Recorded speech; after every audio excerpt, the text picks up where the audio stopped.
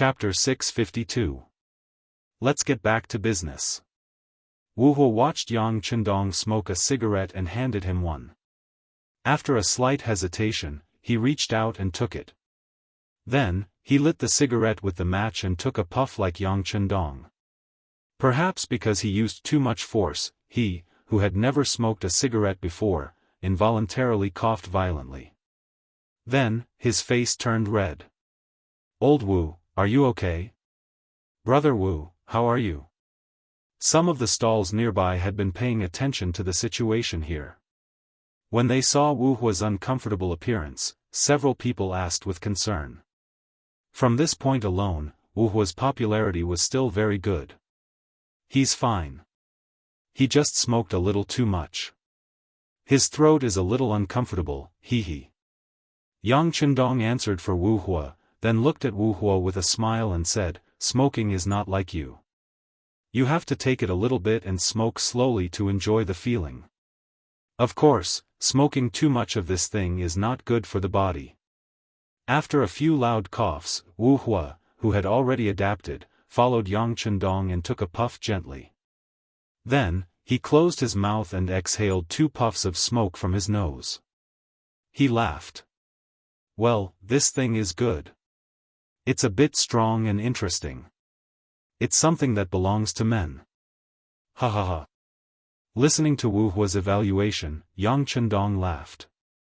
Cigarettes were just one of the means he came up with to make money. In the future, he would also have a cigarette monopoly. Just this alone, he was afraid that the annual profit would not be small. As for whether it was something that belonged to men, he really did not think about it. After all, many women in the future would smoke. Although the proportion was not high, at least it proved that it should not be used by men. With cigarettes as a bridge, Wu Huo wasn't as restrained in front of Yang Chendong as before. When the two chatted, they were like old friends. They didn't hide anything from each other, but as long as it wasn't a secret, they could share it together. This was probably where the charm of cigarettes lay. It could allow two strangers to quickly get closer to each other. With the help of the cigarette, Yang Chendong found out. Wu Huo was a native of the Great Ming Dynasty. His ancestors had served as soldiers in Er's Department of Personnel, so he was a standard soldier. However, it was too tiring to be a military carver in the Great Ming Dynasty. Regardless of whether you were suitable or not, a boy born from a military family would be a soldier from the moment he was born. Unless the girl had outstanding looks, she would most likely be married into a military family. It was as if he was unwilling to accept this fate. After scheming for a long time, Wu Huo's father escaped from the city guard institution and came to Narcissus town. He gave birth to Wu Huo there, and the old man was no longer alive.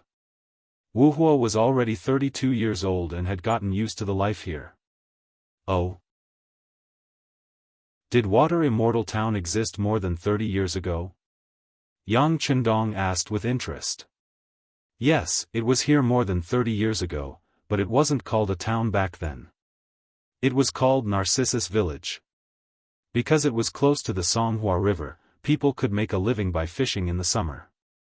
There were also many large forests nearby, so they could mainly hunt in the winter. As long as people weren't lazy, they could survive. More and more people came here. With a cigarette, Wu Huo seemed to have become a chatterbox. He would answer whatever Yang Chendong asked. He was also very talkative and said things that Yang Chendong didn't have the time to ask, but he wanted to know more. For example, Yang Chendong understood the drawbacks of being a soldier. Regardless of whether you were willing or not, your birth represented everything. Wu Huo's father was born with a passion for blacksmithing, but he didn't become a craftsman. Instead, he became a soldier. As a result, Wu Huo inherited this trait of his father's and started working as a mechanic. For example, the various city guard institutions in Er's city guard institution were already being paid without paying. In fact, some of the city guard institutions didn't have that many soldiers. In order to get more money from the imperial court, the generals deliberately came up with this method. For example, Narcissus town was very poor. It was so poor that many people couldn't even fill their stomachs. The most common food on the table was fish soup, but people would get sick of eating it every day. Moreover, after so many years, it was impossible to fish by the river for a good harvest. One had to go deep into the river, and that required a certain level of skill. For example, there were still many young people in Narcissus town. Due to the pressure, many of them had been practicing martial arts and horsemanship since they were young. They were afraid that one day, someone would threaten them. That way, they wouldn't need to kill the enemy, but at least they could protect themselves. For example, after chatting with Wu Hua for more than 2 hours, some of the small merchants in the surrounding area gathered their courage and joined them. Yang Qindong had to pay the price by giving each person a cigarette. Many of the people who were curious before had their cravings. From these people, Narcissus town became more three-dimensional. Yang Qindong finally understood why a town of 50,000 people could survive the Baiming army's encirclement and remain unscathed. There was only one reason: they were too poor. They were so poor that even the Baiming army wouldn't come here to harvest grain. They were so poor that most of the young men who were born here couldn't find wives from other places. They were so poor that they would work for others as long as they were given some money. They were so poor that there were benefits to being poor. At least, that was how Yang Qindong saw it in his heart. Because he was poor, it was easier and more convenient to persuade some useful people to work for him. Because he was poor, he only needed to pay a small price to do a lot of things. He also asked Wu Hua about the opinions of the townspeople towards the Nuzhan cavalry and the Mongol cavalry. Wu Hua was in charge of speaking, and the others added on. They talked about the two cavalry units. Regardless of whether it was the Nuzhan cavalry or the Mongol cavalry, they weren't really made up of Nuzhan and Mongol people. Many of them were originally from Narcissus town. Because of that, they rarely bullied the townspeople because they wouldn't be supported by the cavalry. It was also because both sides had local civilians joining in that even though the Nuzhan cavalry were strong, they did not really fight with the weaker Mongol cavalry. After all, the soldiers below were all their own people and many of them grew up together. If they were to let them fight amongst themselves, the effect would not be too good. Although they couldn't bully the townspeople openly, the two cavalry units had done a lot of things to oppress the townspeople in secret. For example, the salary of a cavalry unit wasn't very high, and it was only enough to fill their stomachs. For example, Wu Hua and the other small merchants who relied on their craftsmanship to make a living still had to pay taxes every year. The public explanation was that it was a protection fee that they collected to protect Narcissus town from being bullied by the northern Ming guards and the nearby bandits. Yes, it wasn't a lot of money. However, to Wu Hua and the others who lived at the bottom of society, even a coin of money was still money. It could save their lives in a critical moment. The more Yang Qindong listened, the brighter his eyes became. From what he understood, he already had a rough plan in his heart. Once it was done, his military strength here would rise to a whole new level. Everyone talked about a lot of things, and Yang Qindong only left the market when it was almost night time. Out of gratitude, everyone who chatted with him today received a piece of fat meat and 5 taels of silver. That was a big piece of fat meat that weighed at least 3 catties, and 5 taels of silver. They could save it for when they went to the nearby Baiming towns to buy what they needed. This made Wu Hua and the others extremely touched. However, something even more shocking happened after dinner that night. Most of the townspeople had the guts to go out for a walk because they realized that the 5-star army was easy to talk to. At least, they didn't threaten the safety of the townspeople. They didn't even say anything harsh, which made them feel more at ease. It was the 5-star army that was in charge of patrolling the streets that night. They spread the news that there would be a public trial in the town's largest square the next morning. They would judge the past of the Nuzhan cavalry and the Mongol cavalry. If they were guilty of any wrongdoings, they would be judged and executed on the spot to give the townspeople justice. The news spread like a gust of wind into the ears of the townspeople who were walking on the streets. Then, through their mouths, it spread to the townspeople's homes.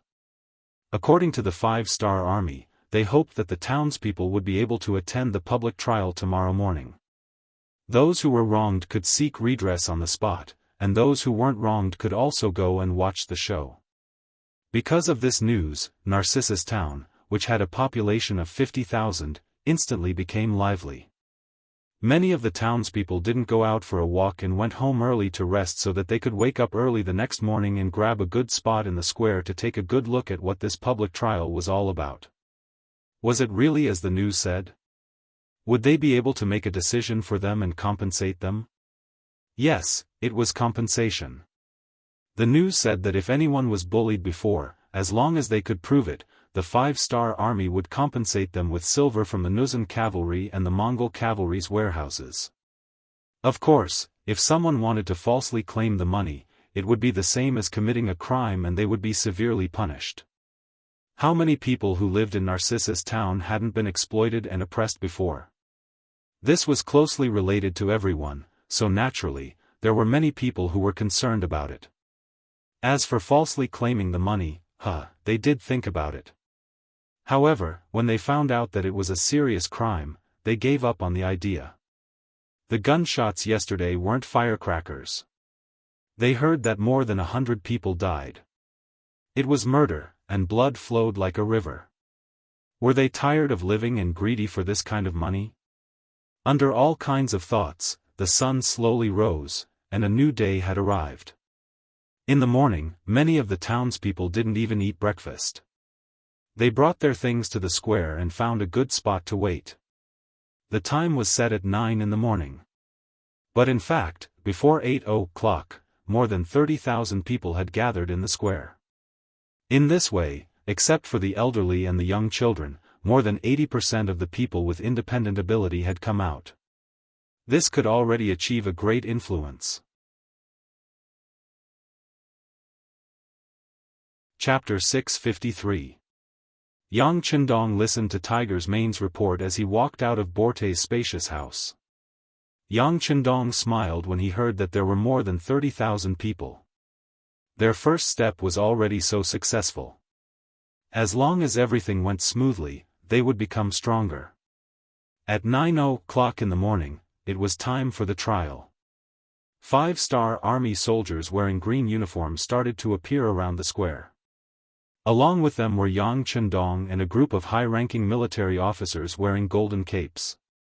They walked to the front of the square and sat down in front of the row of tables and chairs that had been set up beforehand. Beside them stood a group of guards and members of the Cold Front. They were wearing bulletproof vests and wielding the Type 95. Compared to the heavy armor that other armies wore to protect themselves, the mercenaries wore bulletproof vests that were invulnerable and looked much lighter than armor. These vests were replicas of the bulletproof vests in the warehouse. They were produced by the factory in Crimson City. Legend had it that in order to ensure the quality and characteristics of the vests, they had spent tens of millions of taels of silver and countless manpower to develop them. Even so, the cost of making a bulletproof vest was still very high. Up until now, only the members of the Cold Front who had undergone strict training and tests were allowed to wear one. Even the auxiliary soldiers were not allowed to wear one. It was just a piece of protective clothing. Just the research and development alone cost close to 10 million taels of silver. This was equivalent to 3 years of Northern Ming or Southern Ming's national treasury's income. Just from this alone, one could see that Yang Shi was extremely wealthy. Of course, the benefits of having these vests were self-explanatory. Unless the target was the eyes or mouth, it would be very difficult to hurt the Cold Front. This was because not only were they wearing bulletproof vests, but they were also wearing a helmet called Kevlar. Yang Qindong personally named it the Immortal helmet. With the appearance of the undying helmets and bulletproof vests, the personal safety of the Cold Vanguard warriors was raised to a whole new level. It was easy to imagine how powerful and stunning they would be on the battlefield. After all, Narcissus Town had been ruled by the Jurchens and Mongolians for so long. No one could be sure that there were no extremists in the town. This highlighted the importance of the guards and the cold front, not to mention the existence of the sixth young master. His safety would always be Yang Xie's #1 priority. It would not be too much to arrange for many people to appear on both sides. The residents of Narcissus Town naturally felt a chill down their spines when they saw the generals and the soldiers that appeared so majestic. Although these people looked calm and did not show any intention of threatening their safety, they still felt a natural chill in the air wherever they sat. This caused the citizens who were chattering non-stop to shut their mouths. And the place became quiet. Chen Bo, the political commissar of the 3rd Regiment who was ordered to host the meeting, saw this silence and was naturally very satisfied. Using this opportunity, he held a simple megaphone and shouted, "I hereby announce the start of the public trial. The first item is to fire a shot to salute the citizens of Narcissus Town who were murdered or wronged. May their souls be at peace after today's meeting. All musketeers, listen up. Fire 3 times. Fire. Bang. Bang. Bang. Bang." A company of cold front soldiers stood at the side of the square. After the order was given, they all raised their guns and fired at the sky. Their formation was extremely neat and uniform. It felt as if the 100 of them were one person. Not only were their movements orderly, but even the frequency and speed of their shots were the same. Although it was 100 people firing, when the sound reached the ears of the people in the square, the gunshots were very uniform. It was as if there were only 3 gunshots and everything was over. Wow! So powerful. So mighty. How did they do it? There are so many of them, but it feels as if they are one person. Is this the 5-star army? No wonder the awe-inspiring Nuzan cavalry and Mongol cavalry couldn't even last one round in front of them. With this kind of army, with this kind of military discipline, how can they not win a battle? Hey, you guys still don't know. This 5-star army is very powerful. They don't even put the beaming guards in their eyes. Not long ago, they massacred more than 2,000 warhorses of the Jianghu left guards. Their slogan is to create the strongest cavalry in the world. I heard that as long as one can join them, they will receive the best treatment. Not only will their salary be the highest, but they will also receive the best food. In the future, each person will even be given 2 warhorses. The people in front sighed from the bottom of their hearts. Those who spoke at the back were those who were more attentive. If someone observed carefully, they would notice that Wu Hua, who was in charge of riding in the center of the town, was among them. Not only him, but there were also some people who specialized in selling all kinds of things and had some craftsmanship. Most of them were the people who chatted with Yang Chendong for most of the afternoon with Wu Hua. It was naturally not a coincidence that they appeared here. They were ordered by Yang Chendong to bewitch the people here.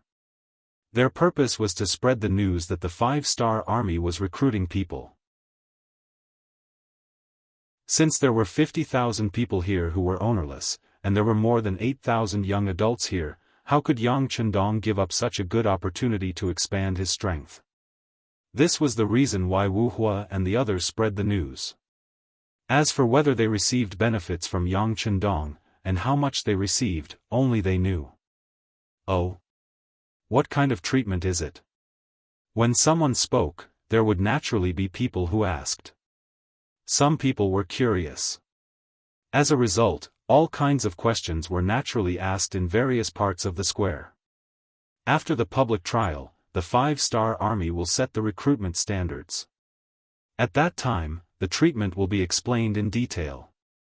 If you want to know more, go take a look. In any case, I will be there. As for now, let's continue watching the public trial. This was Wu Hua's voice. Although he had received some benefits and had to spread the news, he also knew what kind of situation this was. He would not let the guest take the lead. Thus, he only said that after the public trial, the 5-star army would have a recruitment notice. After that, he stopped talking and focused all of his attention on the center of the square. Wuhua did not speak. In addition, the atmosphere was indeed very tense. Even if someone wanted to ask, it would not be good to say anything at this time. They could only suppress all kinds of thoughts in their hearts and watch the public trial first. After everything was over, they would go take a good look at the notice and see what was written on it. The center of the crowd quickly quieted down again.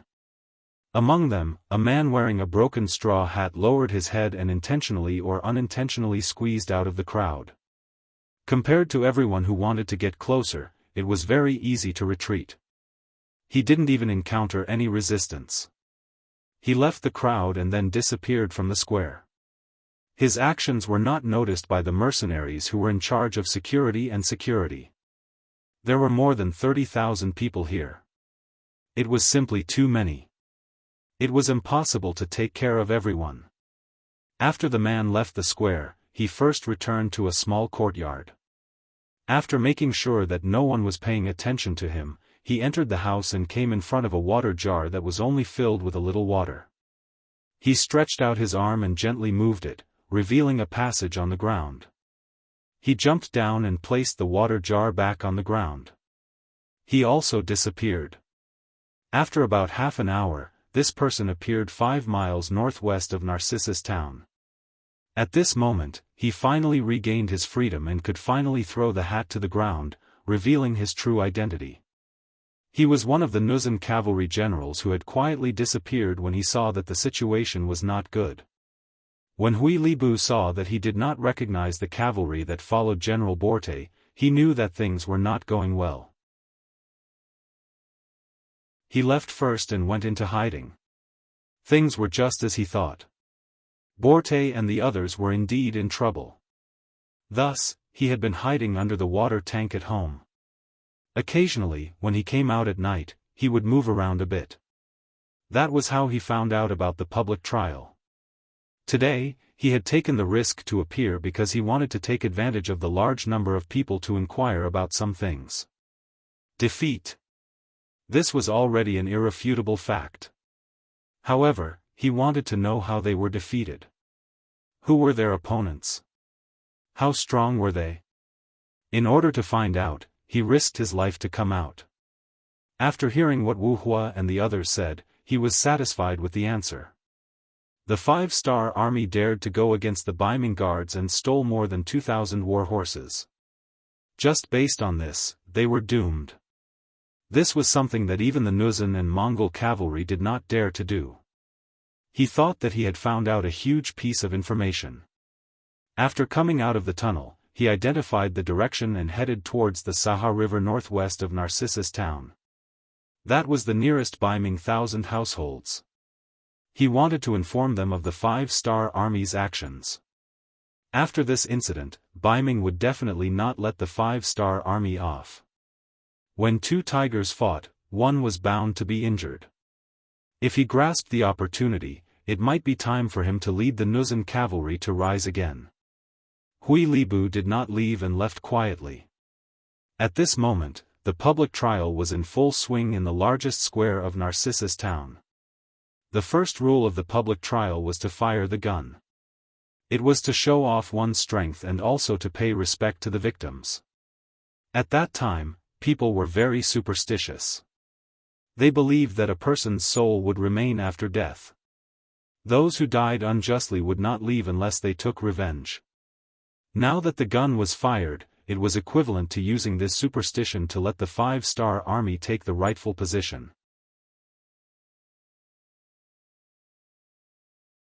Chapter 654.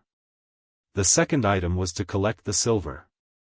Following the capture of Borte, Bagan, and the other generals, the silver that was controlled by the Jurchen and Mongol cavalry had become one of the spoils of war. A lot of money was taken out from there. At this moment, the 5-star army brought them out and gathered them together in the square.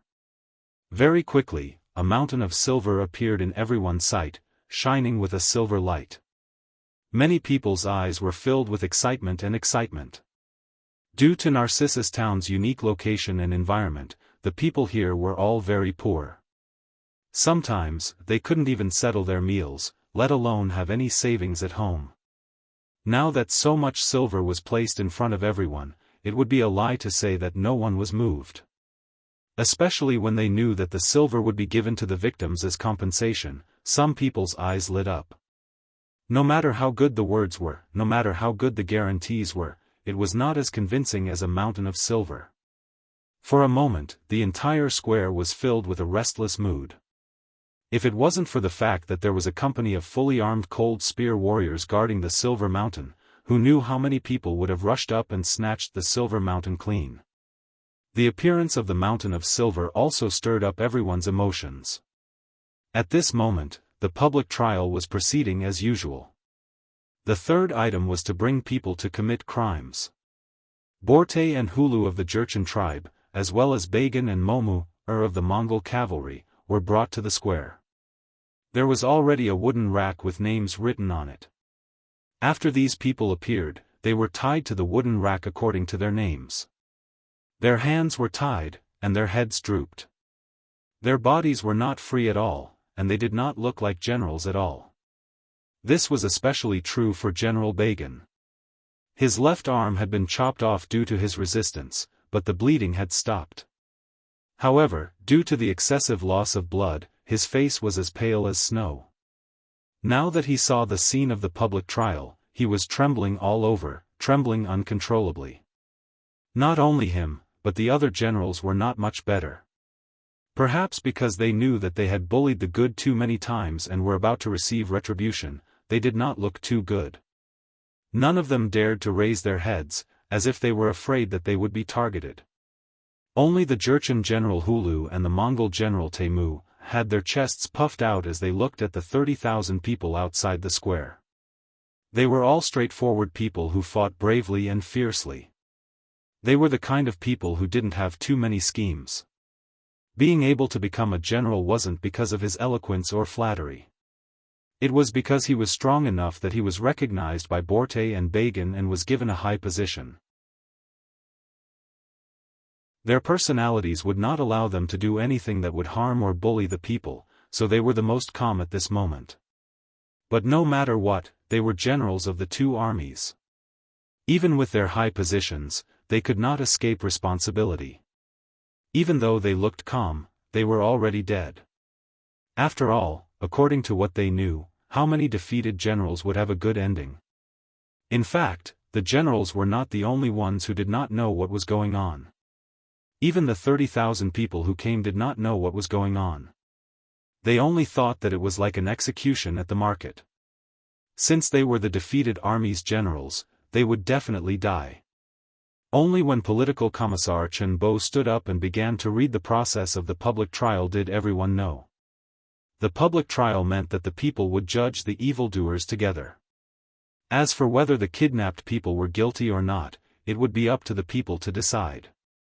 When Chen Bo conveyed the meaning of the public trial through the loudspeaker, the square became even more lively. All along, the people were made up of the lowest class of people. Under normal circumstances, they were the people who were exploited, used, and suffered.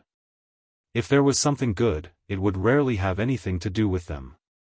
On the other hand, if there was a need to put in effort or risk their lives, it would naturally be their turn. This might seem very unfair, but this was the norm in a feudal society. For thousands of years, the people had become accustomed to it. On the contrary, there would occasionally be one or two officials who would plead for the people. They would be seen as honest officials, and things like giving people umbrellas and so on would happen again and again. Thinking about it, it was sad. The officials only did what they should do, and the people would be so grateful. It had to be said that this was the world's biggest joke. The people were used to listening to others, used to being oppressed by others. Suddenly, they could make decisions. This made them feel uncomfortable. A group of people huddled together and chattered. They did not dare to believe and did not dare to believe. Chen Bo had already expected such a scene. Seeing this, he could not help but envy the people of Qian City. Compared to them, the people there not only had a higher quality of life, but they also had more human rights. Once they encountered injustice, they could respond step by step and finally be dealt with properly. Although it was said that there were no absolutes in the world, and not everyone could obtain the ideal outcome when encountering injustice, but most people still received the respect of human rights. At the very least, if there was a public trial in Xian City, the people there would not be so agitated. They would even take it for granted. This was the difference. And this small difference, who knew how many years it would take for others to catch up, before they could truly accept it and change their mindset. After being distracted for a moment, Chen Bo's gaze returned to the 30,000 people in front of him. Using the loudspeaker, he shouted, "Could it be that none of you have been oppressed or bullied? As long as you can provide the corresponding evidence or find a witness, then we will make the decision for you. Do you see that mountain of silver? As long as what you say is the truth, the silver there will become compensation and fall into your hands. Now, I invite those who have been wronged to step forward and tell our staff about the injustice that happened to you. Believe in us, believe in yourselves, justice is in the hearts of the people." In any case, Chen Bo was the political commissar of the 3rd Regiment. During this period, he had read many books and learned many things. Now that it was finally time to put it to good use, he immediately used his glib tongue and tried his best to bewitch the people with words.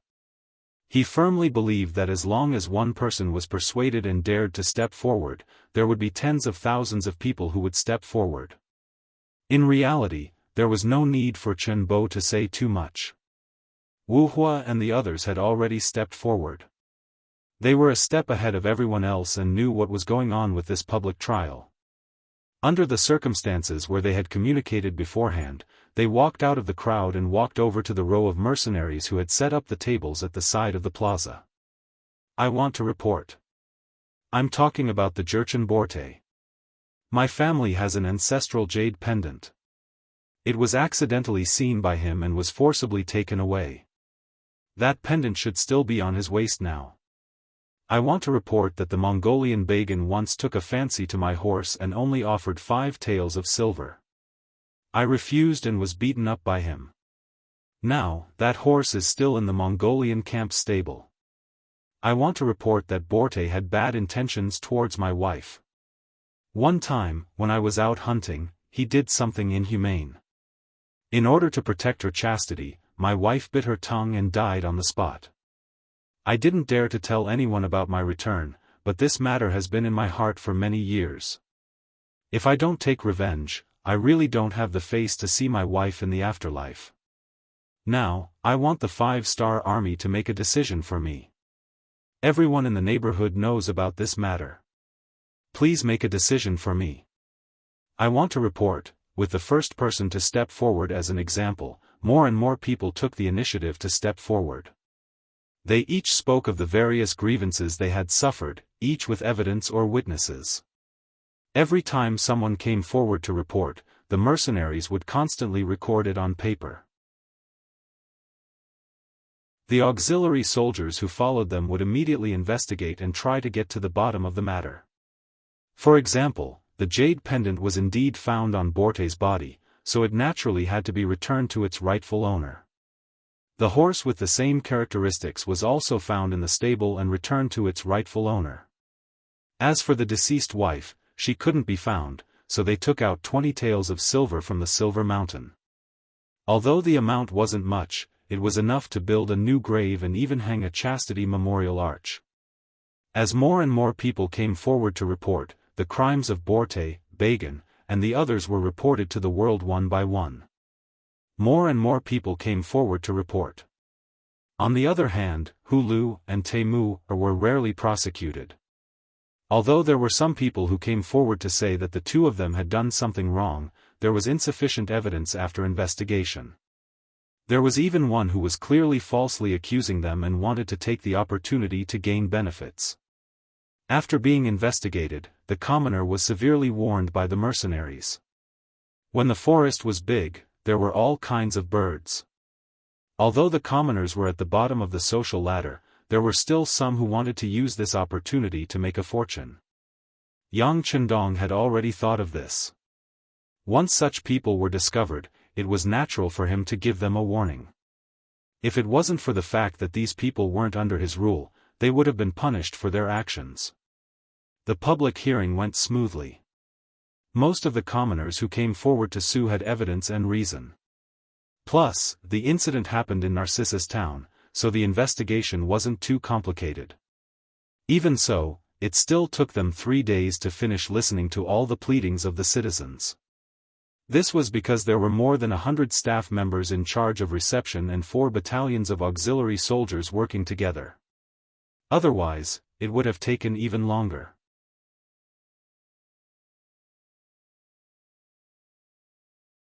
Chapter 655. 3 days later, the silver disappeared. It was all given out as compensation. The 5-star army had truly become a protective force that cared for the citizens of Narcissus town. On the same morning, the final item of the joint trial, the sentencing. It officially began. Chen Bo was still the one presiding over the meeting. In his hand, he held a statistical report of the 3 days since the public trial. Using the loudspeaker, he read it out loud. Borte was indicted for 17,832 crimes. After verification, he was found to have been an accomplice for 17,725 crimes. Due to his heinous crimes, he was sentenced to the punishment of death by 1,000 cuts. Bagan was indicted for 15,347 crimes. After verification, he was found to have been an accomplice for 14,628 crimes. Due to his heinous crimes, he was sentenced to the punishment of death by 1,000 cuts. Centurion Zhang Maoxiu was indicted for. The loud and clear voice kept ringing in the air above the square. The people whose names were called had a look of despair on their faces. At that moment, even death had become a kind of happiness because they still had to go through thousands of cuts before they could close their eyes and die. As the crimes were read out, the first cry was heard in the square. Then, more and more cries were heard. These were the spontaneous cries of the people who had suffered, and been wronged. Originally, they thought that they would never be able to get justice for the injustice that happened to them. However, the 5-star army came and helped them solve everything. At this moment, in their hearts, the 5-star army was like their parents who had given them a new lease of life. At this moment, they were probably willing to do anything that was asked of them. Of course, not all generals were sentenced to death. For example, Hu Lu and Tai Mucheng were special cases. The only reason they were sentenced to death was because they had beaten and scolded the soldiers under them. It was also because they expected better from the soldiers, so it wasn't considered a crime at all. Even though Yang Chendong didn't advocate corporal punishment, there were still some recruits who liked it. It was useless to reason with such people. Sometimes, the effect of a kick was better than 1,000 words of warning and education. Therefore, even in Yang Xie's army, as long as it wasn't targeted and the veterans didn't make things difficult for the new recruits, the higher-ups would tacitly approve of some corporal punishment. Of course, the prerequisite was that the person couldn't be crippled. If that was the case, all the officers involved would be implicated. It was precisely because Hu Lu and Tai Mu didn't commit any serious mistakes that they, as defeated generals, were only given 3 lashes each. This was the same as overlooking the fact that they had beaten the soldiers. Of course, these 3 whips also meant that they had severed all ties with the past. It meant that from today onwards, they were no longer part of the Jurchens and Mongol cavalry. Instead, they were part of the mercenaries. At this moment, Yang Chendong was meeting the 2 of them in a large hall to talk about this matter. Over the past 3 to 4 days, although the 2 generals would be tied up and sent to the square early in the morning, they still understood what the mercenaries were like. This was a quality that a general must have, which was to be good at observation. It was precisely because of what they saw and observed that they admired the mercenaries from the bottom of their hearts. In their opinion, if their side had achieved such a great victory, it would have been impossible for them to enter Narcissus town without disturbing or bullying the citizens. Not to mention, over the past 3 to 4 days, not only did the mercenaries not harm a single civilian, they even went into the homes of the civilians after training to chop firewood, fetch water, and do other things within their capabilities. This kind of army had never appeared since ancient times. It was precisely because of this that they quickly won the hearts of the people of Narcissus Town. As a result, many people were thinking that it would be best if the 5-star army stayed here forever and never left. Being personally received by Yang Chendong already proved the value of the two generals. Originally, the two of them didn't like some of Borte's and Bagan's methods. Now that the two of them were still being tortured in the square, death was inevitable and there would be a painful process. So, where should the two of them go from here? Yang Chendong's appearance expressed his intention to recruit them. With sincerity, the two generals only hesitated for a moment before kneeling down and calling him the 6th young master. This meant that from this moment onwards, they had completely joined the mercenaries' camp. Whether it was Hu Lu or Temu, they were both quite strong. However, they were only not bad. It would be a lie to say that they were military geniuses. The reason why Yang Chendong was willing to come was because of their understanding of the local situation and their role as role models among the Jurchens and Mongol cavalry. This time, they had captured 7,000 captives. Among them, there were 3,500 Jurchens and 2,500 Mongol cavalry. These were all people who dealt with war horses all year round. These soldiers only needed a little training before they could go on the battlefield. Naturally, the more such soldiers the better. Not only these 7,000 captives, Yang Chendong also had no intention of letting the 8,000 strong men in Narcissus Town go. If possible, of course, he wanted to recruit them as subordinates. The more the better. Before doing this, he wanted to ask for Hu Lu and Temu's opinion. After all, they were the local bullies. They should understand the situation better than he did. This was also the main reason why Yang Chendong wanted to meet the two of them. Both Hu Lu and Temu naturally wanted to perform well and leave a good impression on their commander. At that moment, the two of them spoke one after another. From the two of them, Yang Chendong learned about the situation between the Jurchens and the Mongol army. For example, the Jurchens were divided into two types, the Jurchens and the matured Jurchens. Under normal circumstances, the matured Jurchens were more inclined towards the Han people because they had lived with them for many years. The Jurchens, on the other hand, were more fond of war and conquest.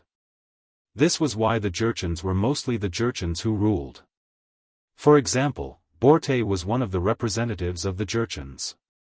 In Narcissus Town, it was the exact opposite. There were more matured Jurchens. If it wasn't for the harsh living conditions, most of them wouldn't have joined the army and would have lived a simple life like the Han people.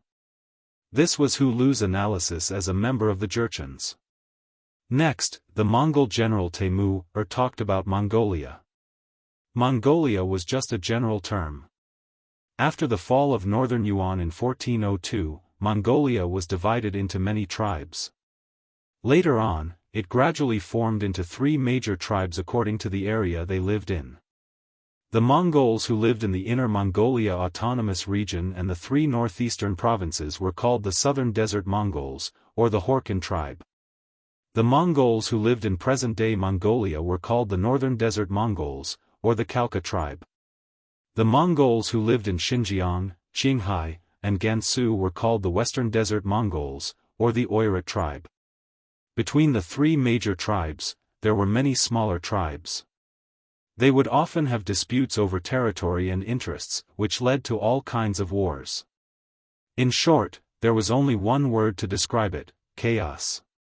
Often, 2 small tribes that had a good relationship with each other yesterday might suddenly start fighting against each other today after they had just reached an alliance.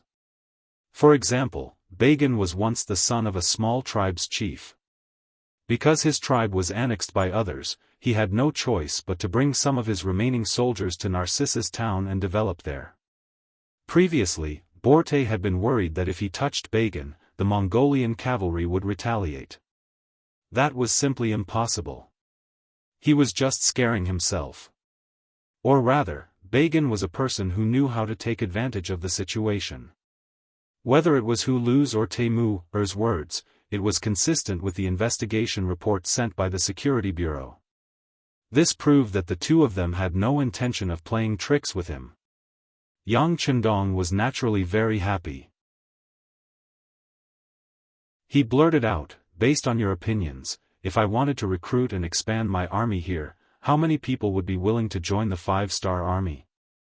In order not to attract the attention of Baiming, Walla, or even the Mongolians, Yang Chendong planned to use the name of the 5-star army before he developed enough strength in this area. Once the time was right or he couldn't hide it anymore, he would use the name of mercenaries again. In order to set an example, Yang Chendong naturally only mentioned the 5-star army when he spoke. After saying that, he looked at Hu Lu and Teimu with a smile, waiting for their reply. In his heart, he honestly didn't care about the revenge of the Jurchens and the Mongolian cavalry. He would just deal with whatever came his way. Other than the fact that he didn't have enough military strength, he was already ahead of other armies in all other aspects. What was there to be afraid of? No problem. Facing this question, Hu Lu and Teimu didn't hesitate at all. They were even a little excited when they answered the question. Although it was true that they had decided to join the 5-star army, and with their bravery, it shouldn't be a problem for them to become an officer. However, if they could recruit more captives and civilians from Narcissus Town and let them join the army, it would be more beneficial for them to quickly establish their prestige since they were already familiar with each other. After all, everyone was familiar with each other. If they wanted to achieve the goal of taking care of each other, who would look for strangers when there were people they were familiar with? Good. Yang Chendong nodded in satisfaction. He could see through Hu Lu and Teimu's thoughts, but he didn't care. As long as these thoughts didn't affect the overall situation, he would allow them to exist. Since that's the case, I'll have to trouble the two of you to cooperate with Commander Wu Sheng, Political Commissar Chen Bo, and Commander Zhui Feng in recruiting soldiers.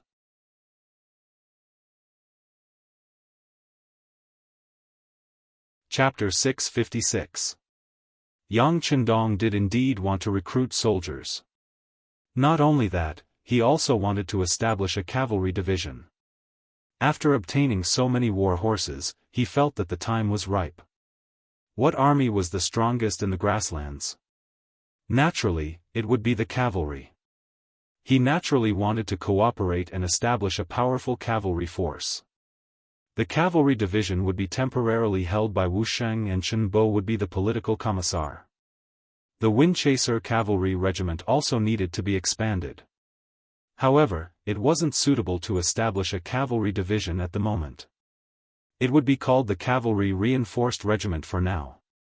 The number of soldiers under it was equivalent to 2 cavalry regiments. It could be considered below a division and above a regiment. In fact, this unit could also be called a brigade. However, Yang Chendong didn't want to go through so much trouble. He might as well just create a cavalry reinforced regiment. Now that the main theme had been set, the next step was to recruit soldiers. Because of the previous 3 days of public trial and the fact that the 5-star army had already gotten along well with the commoners during this period of time, their relationship was extremely good. Naturally, there wouldn't be any problems with the recruitment of soldiers. On the contrary, because there were too many applicants, they had no choice but to use the method of selecting the best. Compared to the other armies that needed to recruit strong men from all over the place and promise them great benefits in order to barely gather enough soldiers, this kind of upsurge of people signing up to join the army would definitely make those people jealous if they knew about it. This was the use of role models. This was the use of words and example. When you truly saw the commoners as human beings and gave them the respect and dignity they deserved, you would discover that their cute side would be revealed. They would truly think for you and be willing to give you everything they had. Of course, this was also related to the generosity of the 5-star army. Compared to the recruitment of the Nuzan and Mongol cavalry, the monthly salary was only 2 taels of silver and 5 kilograms of meat. Later on, the Mongol army purposely increased the salary to 5 taels of silver and 20 kilograms of meat. The 5-star army directly gave out 10 taels of silver. Once they proved that their fighting ability had reached the first rank, the salary would be increased to 15 taels of silver. This was equivalent to 5 times the original salary. The treatment was good, and they could obtain respect. In addition, the 5-star army had just gotten justice for everyone. This caused the craze of people signing up to join the army to become extraordinarily lively. Out of the 7,000 cavalrymen who were captured, 6,500 of them were willing to join the 5-star army. Out of the 8,000 strong men in Narcissus town, 7,500 of them signed up. That was to say, as long as Yang Chendong was willing to accept all of them, the number of new soldiers would increase by 14,000. Based on the calculation of 400 soldiers per battalion, there would be an additional 35 battalions. If it were any other army or force, they would definitely be very happy. However, in Yang Chendong's eyes, he did not have the intention to take over all of them. What he wanted were elite soldiers who could fight, and not an ordinary army that was just there to make up the numbers. Luo Po's 2nd Cold Front Regiment remained in Laos and Vietnam, preparing to expand into 2nd Cold Front Regiment. Based on this foundation, Yang Chendong made preparations to expand Wuxing's 3rd Regiment into a cavalry division. There would be 3 regiments under his command, and each regiment would be expanded from the original 4 battalions to 5 battalions. The 5th battalion would be the preparatory battalion. In this way, the number of people in a regiment would be 1,600. 3 regiments plus a division of 400 men, in total there were about 5,200 men. Other than the cavalry division, there was also a need to build a reinforced cavalry regiment. Zhou Feng and Lu Zhuo would be the commanders of the 1st and 2nd regiments. Since it was a reinforced regiment, the organization of the regiment naturally had to be strengthened as well. A battalion would be divided into 6 companies, so 3 battalions would be a total of 1,800 people. Including the 2 companies directly under the regiment, a reinforced regiment would have a total of 2,000 people. 2 reinforced regiments would have 4,000 people. The original 6 auxiliary battalions would become an independent regiment with a total of 2,400 people.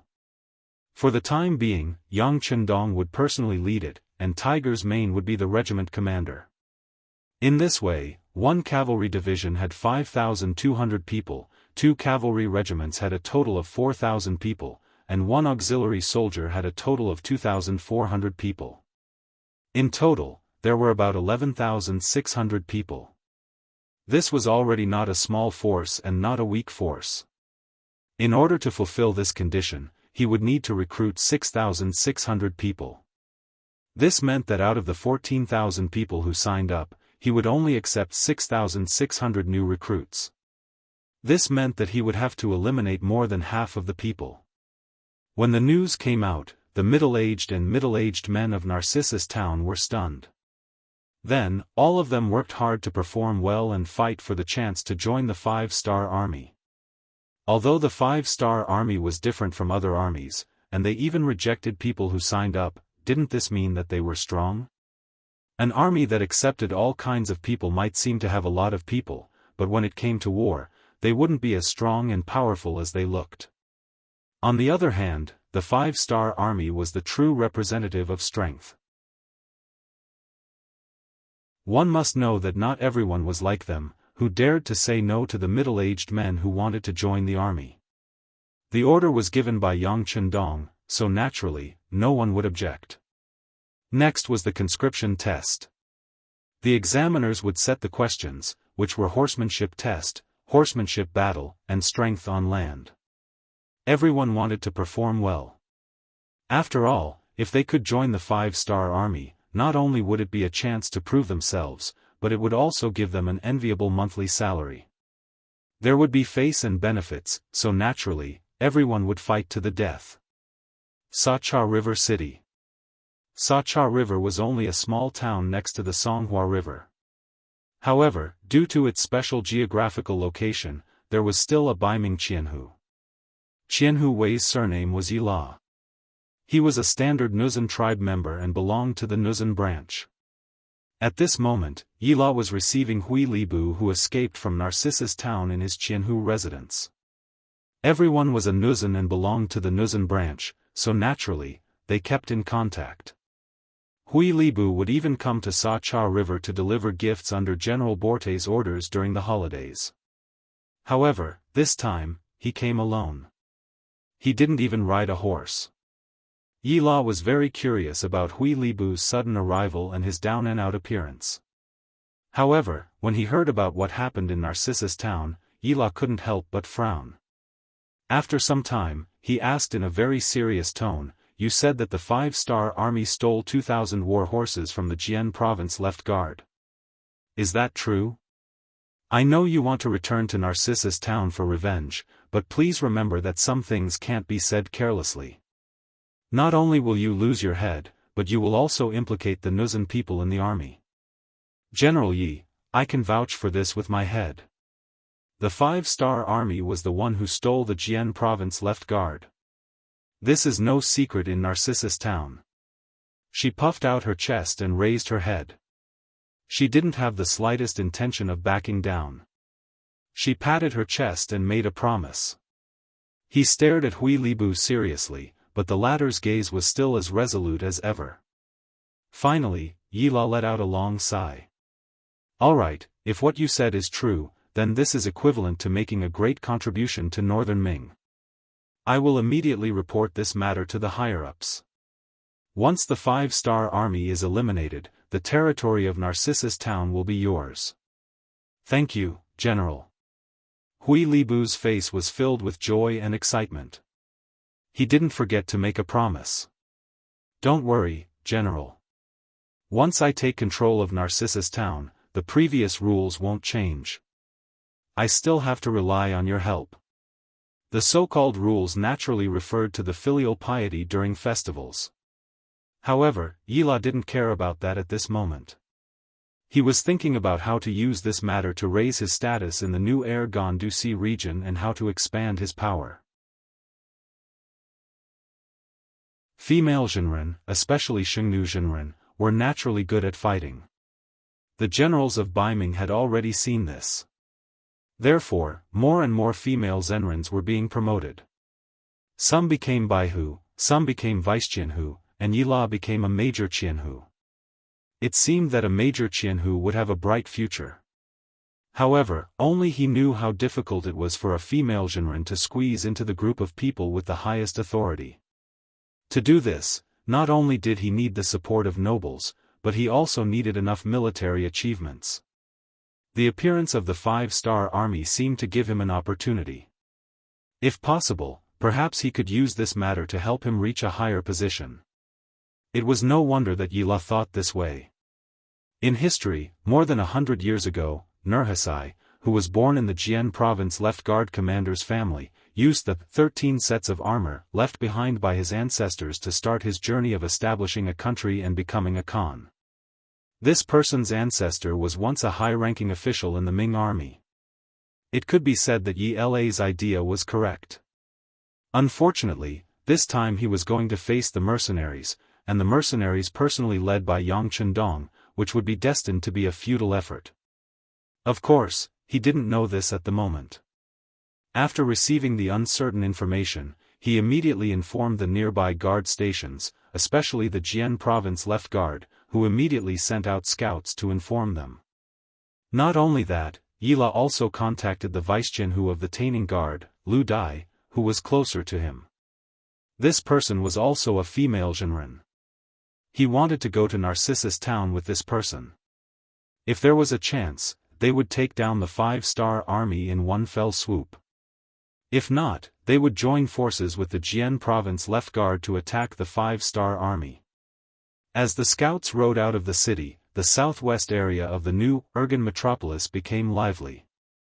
A large net that covered and targeted the 5-star army slowly unfolded. Some people said that the new Ergon metropolis was a recruitment organization sent out by the Liaodong metropolis. This organization's mission was to recruit the female Zhenren tribe. Whether or not there was a metropolis didn't affect the Ming dynasty's control over the various guard stations. In some people's eyes, the new Urgan metropolis was just an administrative area. It wasn't even an organization.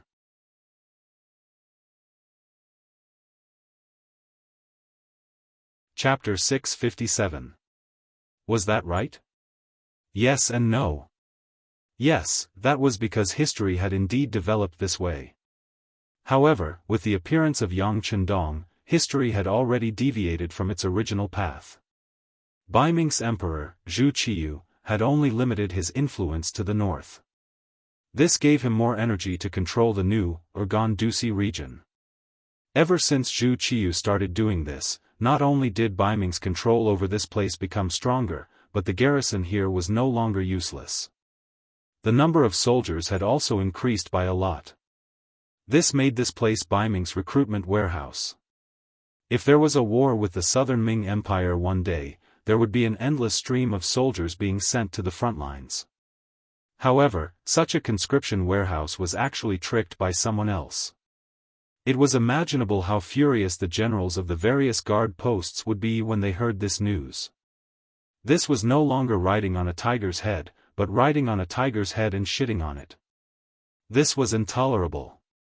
Yella also saw through this, so when he spread the news, a huge net had been set up to target the 5-star army.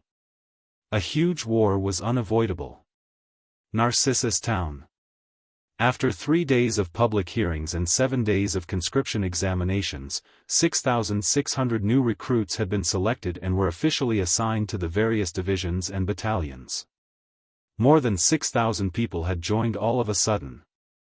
This number was much more than the original mercenary army and 5-star army. This unavoidably lowered the 5-star army's combat ability and even pushed the mercenary army, which was a first-class army, down to a second-class army. This was the pain of expanding the army. It was unavoidable.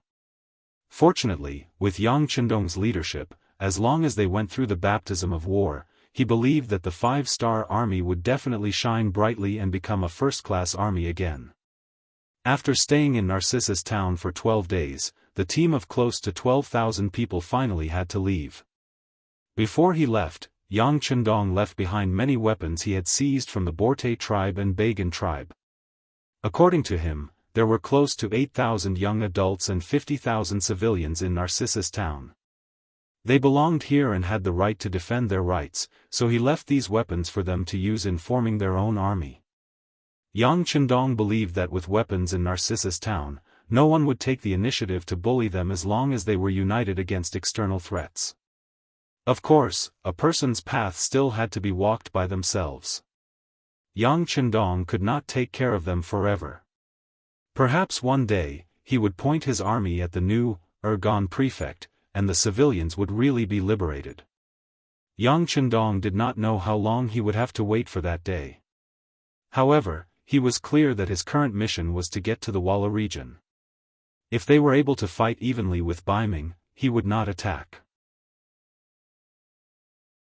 Instead, he would head northeast to test the strength of the Mongolian cavalry. If possible, he would go north to the Golden Horde. That was also ruled by the Mongolians and would be the Russian region in the future. As a country that spanned across the Eurasian continent, Russia had yet to rise. It had already lived under the rule of the Mongols for more than 200 years. In history, the Golden Horde was in a period of decline. Taking advantage of this opportunity to occupy this place and prevent the unborn Russia from ever appearing again was one of the main reasons he brought his army here. Of course, before doing this, he had to balance the military strength of northern Ming and Vala. Only when they were balanced and kept each other in check would he be able to free himself to deal with the Mongolian issue. Otherwise, he was afraid that he would have to make a move on the stronger side. After all, no matter if it was Walla or Baiming, Yang Chendong did not want either of them to become stronger. With a goal in mind, they followed the military plan and headed west to the Walla region after leaving Narcissus Town. Compared to before they entered Narcissus Town, the 5-star army was a lot stronger. When they walked on the main road, they looked a lot more majestic. It was obviously difficult for such an army to hide their tracks, so they were quickly targeted by the Baiming cavalry from Saha River City and Taining City. This time, Chiliarch Yella personally led 300 cavalry from the Saha River Guards. Along with him were 300 cavalrymen from Peaceful City, led by Vice Jianghu, Lu Dai. A total of 600 cavalry followed behind the 5-star army. If they were slow, they would be slow. If they were fast, they would be fast too. It was obvious that they could not beat them, but they would definitely bite them to death. The news of the sudden appearance of Baiming cavalry was immediately sent to Yang Chendong, who was on his white dragon horse. Reconnaissance Battalion Commander Su Yunsheng, who was also riding on a horse, came to Yang Chendong's side. Thanks to the expansion of the army, he had filled up another battalion and returned to his position as battalion commander. Sixth young master, we have already asked around. The ones following us are Baiming cavalry from the Saha River Guards and Taining City. They have a total of 600 cavalry. Oh right, the two Kiliarchis leading the troops are called Yella and Lu Dai. They are both Nuzan. I heard from the captives that they are very good at fighting, Su Yunsheng said excitedly. Although both Yella and Lu Dai were very careful, if they wanted to follow the 5-star army, they would have to send out scouts to follow them. Just 2 hours ago, Su Yunsheng had used the 95 style to injure 2 enemy scouts on horseback. From their mouths, he had hurriedly rushed over to report the situation to them. 600 cavalry? Nuzan generals. Yang Chendong's lips twitched into a smile. Looks like news of what happened in Narcissus town has already spread. They should already know that we were the ones who stole over 2,000 warhorses from Jian province, Northern Guard, and Northern Guard. Su Yunsheng was originally feeling smug about getting some information about the enemy, but after hearing Yang Chendong's analysis, he was naturally confused. Sixth young master, that shouldn't be. We did everything cleanly from the beginning to the end. Although many people in Narcissus town know about this, we just left. The news shouldn't have spread so quickly, right? Nothing is absolute. Who knows if there are other channels in Narcissus town that can spread the news to the outside world? Yang Chendong shook his head. He would never underestimate any enemy, nor would he think that he was the smartest person. Because anyone who did this would not live long. There was nothing wrong with thinking the best of things, but preparing for the worst. Alright, increase the number of scouts at the front. If I'm not wrong, there should be people waiting for us at the Liao River area in front of us. His tone was neither hurried nor slow, but his attitude was very firm. Su Yunsheng was very puzzled when he saw all this. How did the sixth young master know that there would be enemies waiting for them ahead? He was the leader of the scouts, okay? However, since this was what the sixth young master said, Su Yunsheng naturally could not object. He only agreed with a dubious thought and rode off. Liao River was a large river that blocked the path of the 5-star army. There were only 2 ways to enter the Walla area from Narcissus town. One was to go north over the mountains and cross the Daxing and mountain range, or go west and cross the Liao River. Considering that the army was now all cavalry, passing through a primitive forest like the Daxing and mountain range was extremely difficult. In the end, Yang Chendong made a decision and decided to take the Liao River. However, if they wanted to pass through the Liao River, they would definitely have to return to the territory under the Jian Province Guard's jurisdiction. It would not be easy for so many troops to take the path. It was very likely that a great battle would be unavoidable. Fortunately, Yang Chendong had already made preparations for this. He wanted to train his troops, and what was the best way to increase an army's combat strength? Of course it was a great battle to his heart's content. It could be said that when Yang Chendong chose to enter the Walla through the Liao River, he had already made preparations for a battle with the Baiming army. However, what he never expected was that because he wasn't able to return, the news was leaked ahead of time. Right now, at the Liao River, it wasn't just the nearby Baiming's 30,000 guards that were waiting for him. The Jian Province Left Guard, Maolian Guard, Twin City Guard, Jian Province Guard, and Shenyang Central Guard that received the news had already sent troops, or they had already hurried to the northern source of the Liao River, or were currently hurrying over. The scouts sent out by the reconnaissance battalion quickly received this news. After compiling the information and sending it to Battalion Commander Su Yuncheng's hands, it was then sent to Yang Chendong. At this moment, when Battalion Commander Su looked at Yang Chendong, his eyes were full of admiration and respect. Without any reference or data, completely relying on intuition and guesses to predict the next step of the situation. What was there to be scared of when following such a meticulous commander? Yang Chendong didn't reveal a trace of arrogance. Instead, he carefully read the information gathered by the reconnaissance battalion. The Twin City Guard had 300 infantrymen, the Maolian Guard had 300 infantrymen, and the Jian Province Left Guard had 2,000 infantrymen led by Commander Tang Longtian. In addition, the Jian Province Guard had 2,000 cavalrymen and 1,000 infantrymen led by Commander Sun Hong. The Shenyang Central Guard had 2,000 cavalrymen and 1,000 infantrymen led by Commander Zhu Dehai. In addition to the Liao River Guard and the Saga River Guard and Taining Guard that were following behind, there were around 5,000 cavalrymen and 5,000 infantrymen. This was a total of 10,000 enemies. For them to suddenly deploy such a force, it was clear that they wanted to seek justice for the 2,600 horses that were stolen from the Jian Province 3 guards. Could they really scare him with just these people? If it was before he went to Narcissus Town, he might have been a little afraid. But now, Yang Chendong's strength had also grown. He had 12,000 men under him and all of them were cavalrymen. They had the best warhorses, the best weapons, and even the strongest combat power. Even with the addition of nearly 7,000 men, Yang Chendong could still confidently say that the mercenary army was still a first-class army. With the addition of powerful warhorses, they could completely overcome the weakness of having a large number of new recruits.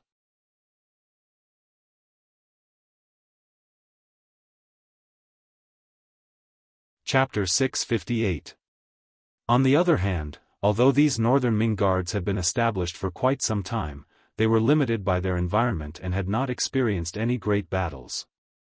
With their short-sightedness, it was easy for them to have an arrogant attitude of thinking that the heavens were number 1, the earth was number 2, and they were number 3. This was the time to teach them a good lesson. Calm and collected, full of vigor. After Yang Chendong digested the information and firmly memorized it in his heart, he raised his head again. At this moment, his face was still filled with confidence and his gaze was incomparably firm. Pass down the order, summon all the regiments and regimental commanders for a meeting. As they marched, Yang Chendong met with Wu Sheng and the other regimental commanders to confirm that they would not change their route. They had made the final decision to fight the Baiming guards head-on. What was worth mentioning was that Yang Chendong's troops were not without other options. For example, they could turn back now.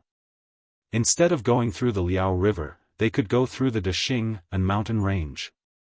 Although the path would not be easy to traverse, they could completely avoid the northern Ming guards. However, no one had expressed this intention since the beginning of the meeting.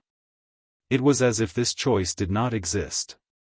In the eyes of these regimental commanders, they only had one thought, and that was to kill, kill, and kill again.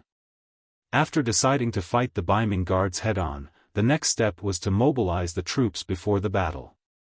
In order to maximize the strength of the Jurchens and Mongolians who had just joined, Yang Chendong said that for every enemy they killed, every enemy's nose would be awarded 1 point and 10 taels of silver. In ancient times, there were many ways to record one's achievements. The most common way was to cut off the enemy's head to prove one's achievement. It was fine if one only killed 1 or 2 enemies, but if there were too many, one's entire body would be covered in heads. It would affect one's strength and it would still look too bloody. Yang Chendong suggested that the beheading should be changed to cutting off the nose, also known as cutting off the nose in ancient times. Once a person's nose was cut off, it was likely that not many people could continue to live. The so-called achievement was based on 100 points. Those who had more than 100 points were qualified to become an auxiliary soldier. Those who had more than 1,000 points were qualified to join the Cold Front.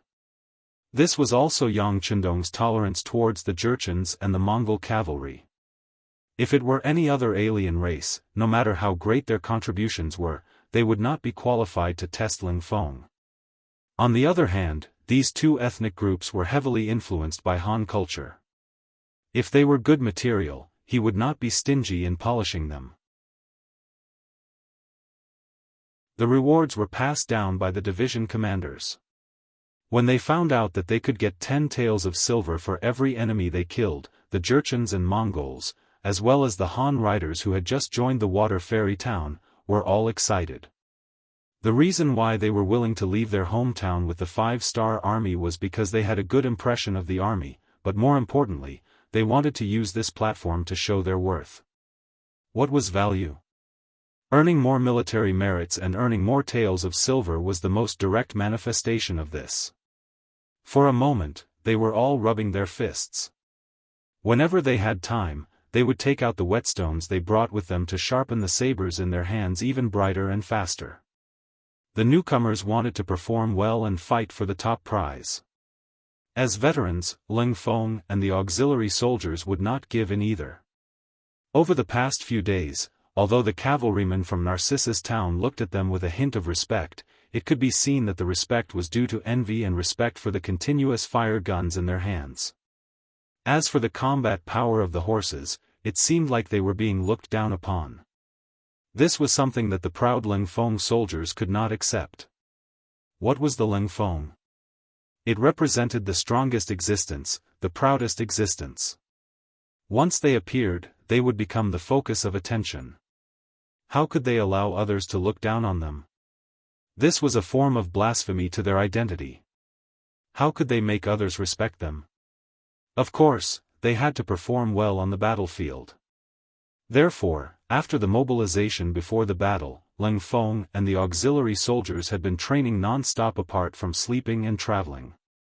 Getting on the horse, getting off the horse, slashing, increasing speed, dodging, and other movements were all trained tirelessly. Unknowingly, their strength improved bit by bit and became stronger. Compared to the hard work of Ling Feng and the auxiliary soldiers, and compared to the sharpening of the cavalry, the Baiming army's camp by the Liao River was very relaxed. Ever since they came to the new, Urgan-Dusi region, the Baiming guards had become the ruler here. Especially when the other factions were still very weak and had not been able to rise up, they were the sky here, the boss here. Since they were the boss, of course they had a sense of superiority. They only needed to point their weapons at a place and that place would have to submit. This seemed to have become an iron law. As time passed, they got used to being high above others and used to bullying others. The more they were like this, the more dissatisfied they were with the 5-star army's actions. They did not have any ideas about the 5-star army, but instead, they were targeted and tricked by someone else. How could they face this? If they did not get back at them, how could they face others in the future? The 5-star army had to pay the price. This was something they had all come to a consensus. As a result, the Jian Province Left Guard, Jian Province Guard, and Shenyang Central Guard all sent out their troops. 5,000 cavalry and 5,000 infantry. In their eyes, this type of formation was enough to scare the 5-star army's legs until they went soft. Arrogant, and condescending, it made many of the northern Ming soldiers who came here treat this official mission as a vacation. Even though the scouts at the front were continuously sending back news, even though there were scouts at the front that had already been captured by the enemy, their side's formation should have already been known by the enemy. As the commanding generals of this battle, Jian Province Guard Commander Sun Hong, Shenyang Central Guard Commander Zhu Dehai, and Jian Province Left Guard Commander Tan Long Tian still had an appearance of victory in their grasp. Since you already know our strength, then you should feel even more fear, right? The three generals had this type of confidence. In reality, they also possessed great influence. This type of formation could scare many people without even fighting. For example, if this type of formation was placed in front of Borte and Ba Zhen who had already been killed by 1,000 cuts, perhaps there really was no need to fight. They would have to consider surrendering or running away. This was precisely the powerful influence of the Baiming army. Meanwhile, this type of influence was established precisely during Emperor Zhu Di's reign. This emperor who relied on great strength to fight his way to power, developing the navy, conquering Mongolia in the north, conquering Jianghu in the south, establishing great contributions. He also struck fear into the hearts of the other races around the great Ming dynasty. Once they heard that this was the great Ming dynasty's army, they would often collapse without a fight, defeat set in stone. Unfortunately, that was already in the past. The defeat of Tumu already indicated that the great Ming dynasty had fallen from its peak. If they did not change and did not work hard, after 100 years, they would completely walk out of the stage of history. These were all things that Yang Chendong knew. These Baiming guards were still unaware, still living under the powerful halo of their ancestors, still waiting for the 5-star army to dismount and surrender. The ignorant were fearless. It was precisely because they did not think that the 5-star army was that powerful that they were destined to pay the heaviest price in the upcoming battle. 3 days later, the 5-star army finally appeared 20 miles away from the Liao River and quickly set up camp here. Smoke rose from the chimneys, and the fragrance of meat permeated the air. There was a lot of meat, wine, cigarettes, and other things that were prepared by Yang Chendong before he came to the new Gandu Sea. The meat was cured and could guarantee that the meat would not spoil for a certain period of time. When the fragrance of the meat began to spread, the entire camp instantly became lively. Leng Feng and the auxiliary soldiers were better off as their meals were not bad. They could not eat hot food unless they were marching or fighting and needed to be hidden. If it was during normal times, except for breakfast, there would be meat for almost every meal. They were used to it. On the other hand, the cavalrymen from Narcissus town and the Windchaser cavalry were overjoyed. Most of them were young, and this was the time when they could eat. Since there was enough meat, everyone was naturally prepared to have a big meal to satisfy their appetite. Of course, when the fragrance of the meat permeated the air, everyone knew very well that the war was about to begin. However, no one was nervous. Whether it was the battle-hardened Leng Feng, the Windchaser cavalry, or the cavalrymen from Narcissus town, they were all used to seeing life and death. To them, war was a process of death. The only difference was one's strength and luck. At the same time, war was also a process for them to reap rewards. Once they won, the benefits they received would be much greater than usual. As the saying went, wealth comes from danger. Needless to say, after witnessing the might of the continuous fire muskets in the hands of the Leng vanguard and the shiny steel sabers in the hands of the Leng vanguard, the auxiliary troops, and the Windchaser cavalry, although they were envious, they also wanted to own such powerful and excellent weapons one day. At the same time, they were very confident.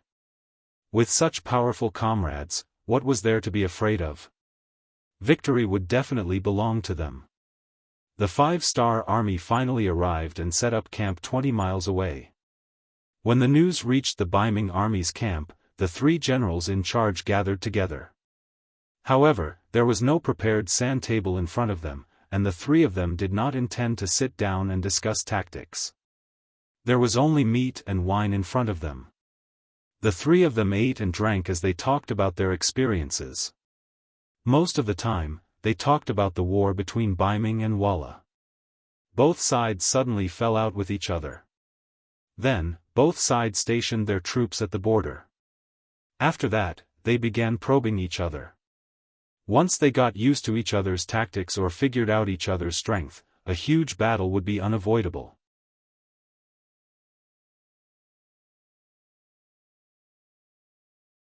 Chapter 659. As part of the Baiming army, the 3 generals weren't nobodies. Today, they were talking about the war over there. Who knew when they would be transferred to the front lines? Therefore, the three of them were talking about the situation over there. They ignored the 5-star army that had arrived in front of them.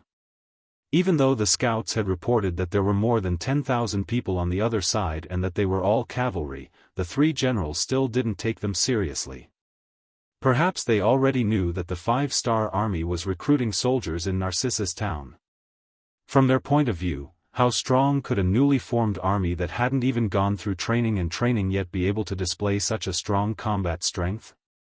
They were the Baiming army and represented the strongest country and army in the world. Why would they be afraid of a new army that hadn't undergone the baptism of the battlefield? However, they had quite a number of warhorses. After defeating the 5-star army, the three generals could sit down and discuss how to divide them up. The three generals drank and chatted until they were a little tipsy. Only then did they disperse. Only then did Sun Hong, the commander of the Jian province guards, speak. General Zhu, General Tang, I hope that we can unite tomorrow and restore our glory. Yes, please rest assured, General Sunday, Zhu Dahai and Tang Longtian also cupped their fists with a serious look on their faces. Then, they strode out of the tent. At this moment, the three of them didn't take tomorrow's battle seriously. In their opinion, it was like an adult beating a child. They usually didn't want to lower themselves to your level, but once they stretched out their arms, victory would be decided with a slap. The mercenary camp was also unusually quiet at this moment. Other than the soldiers on night duty, everyone else had already gone to sleep after eating their fill. There would be a big battle tomorrow, so everyone needed to conserve their energy. In Yang Chendong's commander's tent, there were still oil lamps that hadn't been extinguished. With that chi, Yang Chendong would often rest for 4 hours a day to ensure that he would be full of energy and vigor. At this time, he was not sleepy yet. He was standing in front of the sand table and looking carefully. Even though he held another military meeting before dinner and discussed all the possible problems that should be prepared and might happen, he still wanted to verify if there was any negligence before the war. Perhaps some people would attribute all of Yang Chendong's achievements to Okura, but if it wasn't for his hard work and diligence, even if he could win, he wouldn't have made such great progress in less than 4 years. Young master, it's almost midnight. Go and rest. Tiger's Mane walked into the tent sleepily. He first patted Beta Persei, who was standing at the side waiting for orders, and told him to take the time to rest. Tiger's Mane then walked over to the sand table. You slept well. Yang Chendong raised his head and casually glanced at Tiger's Mane, who was walking over, then waved his hand. I'm not sleepy yet. I don't need anyone to serve me here. You can go and sleep a little longer. When Tiger's Mane came to Yang Chendong's side, he had already recovered his energetic appearance. No need, young master. I'll sleep after dinner. I've slept enough, hee. Then, after looking at the sand table, he asked curiously, is there a problem? No. Yang Chendong straightened his body and lightly shook his head. Then, with a smile on his face, he said, I've made sufficient preparations. As long as nothing unexpected happens, the outcome of the battle will be decided. Accidents? It doesn't seem to rain tomorrow, right? Tiger's Mane said casually. After following Yang Chendong for so long, he already knew that weather changes could sometimes become an important factor to affect the battle. But when he walked out of his tent just now, he saw the sky full of stars. Presumably, it would be a sunny day tomorrow. Of course there won't be rain. Yang Chendong continued to smile, and a confident light appeared at the corner of his mouth. Not only will there be no rain, it should be a sunny day tomorrow. How about this, you go and inform the soldiers to wake up later tomorrow morning. Let them sleep for 2 more hours. No. 3 hours will do. Yes. Tiger's Mane was stunned at first. He didn't understand why he had to wake up so late. But since it was the 6th young master's order, he would of course do his best to carry it out. But in his heart, he thought, Could it be because the troops didn't get a good rest during the march, so the soldiers were allowed to sleep a little longer?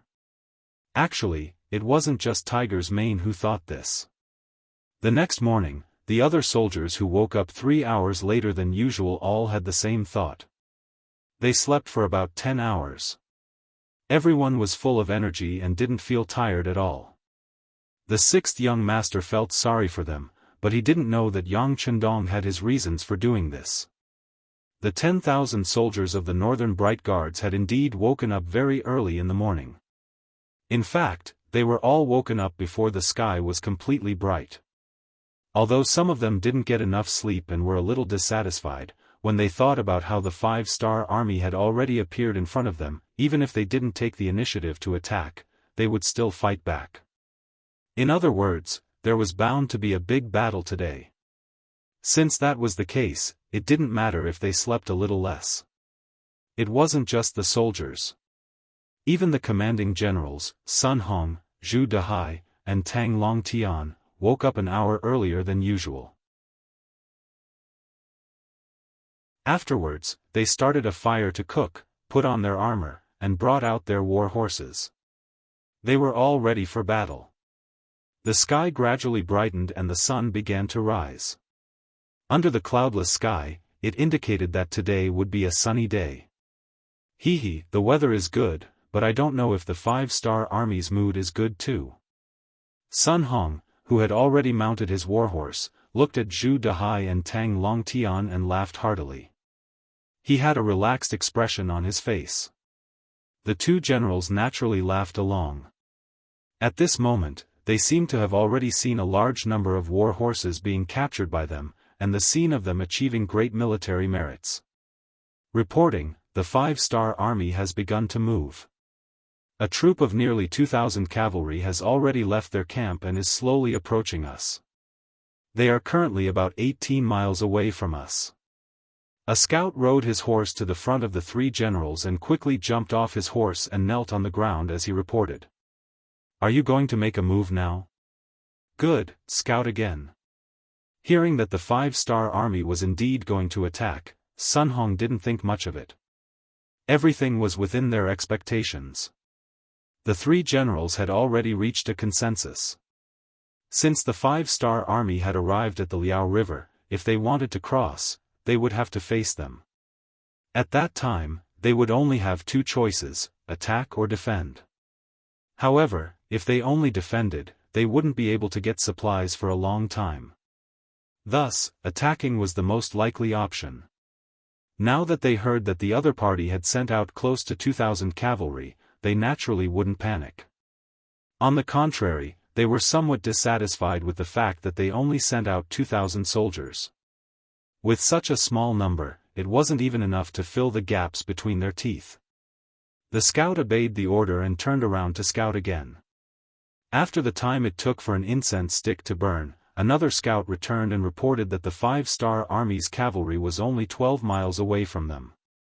After such a long time, they only managed to run 8 miles. The 5-star army's cavalry is too slow. This time, without waiting for Sun Hong to express his opinion, Shenyang Central Guard Commander Zhu Dehai had already laughed out loud. This person was slightly chubby. When he laughed, his warhorse seemed to be greatly pressured as it paced back and forth a few steps. The armor on his body also trembled along with his laughter. It looked quite comical. Not bad. The 5-star army's cavalry is too slow.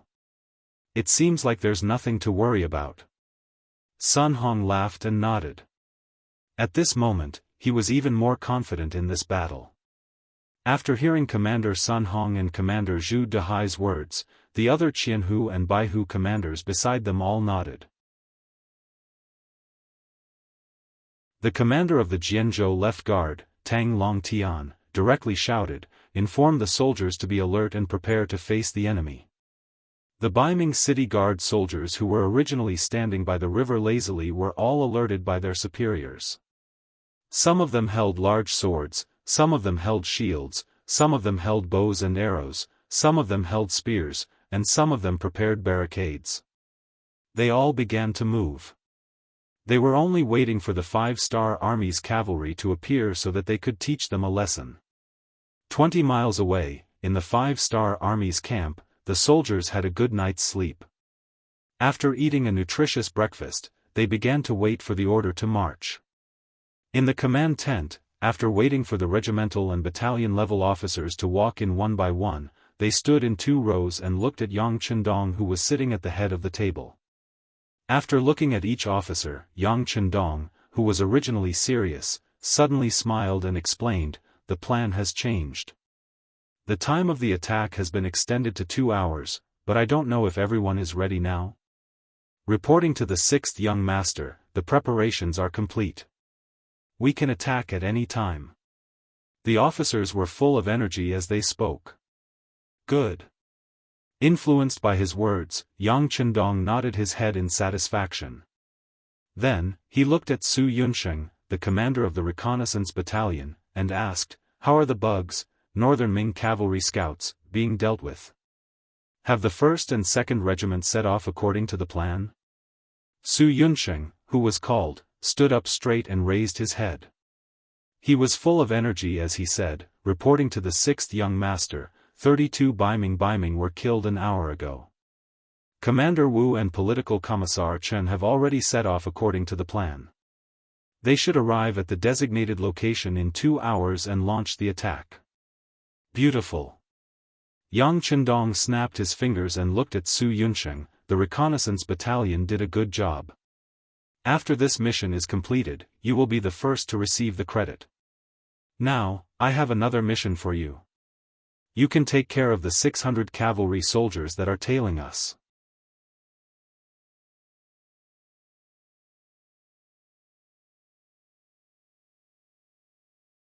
Chapter 660. When Su Yunsheng heard that he could obtain a first merit, his face was already filled with excitement. Now that he heard that there was a battle to fight, he immediately stood at attention in excitement. "6th young master, please rest assured.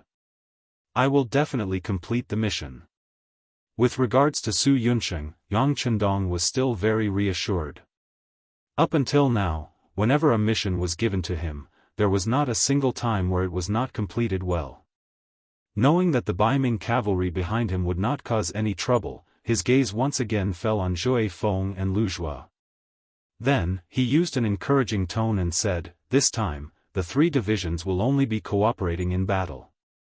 Only your 2 reinforced regiments will be the main force. This is also the first time you guys are going to battle since the expansion. I hope that you guys will be able to produce a perfect result. This young master also has great confidence in you guys. Now, go and prepare for battle." After saying this, Yang Chendong intentionally raised his hand to look at his watch. "The attack will begin at 10:30 in the morning. You guys have less than an hour to prepare." "Yes." Zhui Feng and Lu Zhua simultaneously gave a military salute. Then, they led their respective battalion commanders out of the command tent. Next, it was time to use actions to perform. No matter how beautiful the words were, it was better to do things well and fight the battle well. In the blink of an eye, the large tent became empty. Seeing that there was no one else around, Tiger Mane could not help but come to Yang Chendong's side. "Young master, you see that they all have a mission. The auxiliary barracks can't always be idle. The 6 battalion commanders have already reported to me. They also want to contribute and go to the battlefield. According to the original plan, the auxiliary barracks really had nothing to do with this battle. Their main mission was to take care of the logistics and the resources in their hands. When they first came to Sea Town from the sea, they brought a lot of resources. If anything happened to them, then the food and water of the army would become a problem." However, Yang Chendong could understand Tiger's man's feelings. After the expansion of the army, the 6 auxiliary battalions were placed under his direct control. Later on, he gave the authority to Tiger's man to train his abilities. This made Hu Mang so happy that he almost choked. As Yang Chendong's closest and most trusted person, he had a lot of power. Not only did the 2 guards have to listen to him, even the other division commanders had to be respectful when they saw him. But after all, he had never led an army before. This was his regret. Now it was all right, the young master had helped him make up for this regret. Now that he had 6 auxiliary barracks in his hands, if there was a big battle, he definitely wouldn't be able to participate, so there was no need to mention how anxious he was. Yang Chendong pondered for a moment. Since he wanted to train his tiger's mane, how could it be called training if he didn't go to the battlefield? Okay, then you can leave 2 of the 6 auxiliary battalions to watch over the resources. You can lead the other 4 battalions. But there is one condition. Let the 2 reinforced regiments charge first. You can only lead the charge 15 minutes after they charge out. Okay, I promise I won't lead the charge. Tiger's man seemed to be afraid that Yang Chendong would go back on his word, so he hurriedly stood at attention. Then he ran out of the command tent with a smile. Although the order to attack was the last, no matter what, it was still a chance to lead the troops. This was already a big breakthrough for him. Baiming Garrison Camp. The infantry and cavalry were separately preparing for defense. According to the plan, they would first block the first wave of attacks from the 5-star army, then the cavalry would suddenly charge out and completely defeat the 5-star army. The development of reality was very smooth at first. There were already scouts who reported that the 5-star army was moving towards them. Although there were less than 2,000 cavalry, it was enough for them to prepare for battle. What they didn't expect was that when the previous scout reported that the enemy was less than 12 miles away, the next scout reported that the 5-star army suddenly stopped and then retreated. They retreated? Sun Hong's face was filled with disbelief. He then looked at Zhu Dehai and Tang Longtian beside him. Zhu Dehai, who was being stared at by him, also had a face full of confusion. He could only find an explanation for himself. Could it be that they found something wrong? But that shouldn't be the case. We didn't prepare any ambush. They really didn't prepare any ambush. Perhaps in the eyes of the 3 generals, even if they were to face the 5-star army head-on, they still had enough confidence to defeat them. Even if the enemy's numbers were not less than theirs, even if the enemy was all cavalry, they still thought so. It had to be said that they were that confident. Oh, no. It should be said that they were that arrogant. It was precisely because they didn't prepare any ambush that the 5-star army's sudden stop and subsequent retreat was so confusing. Just as the 3 generals were looking at each other, another cavalry scout reported that the 5-star army had started moving again, but it was obvious that they were moving at a very slow speed.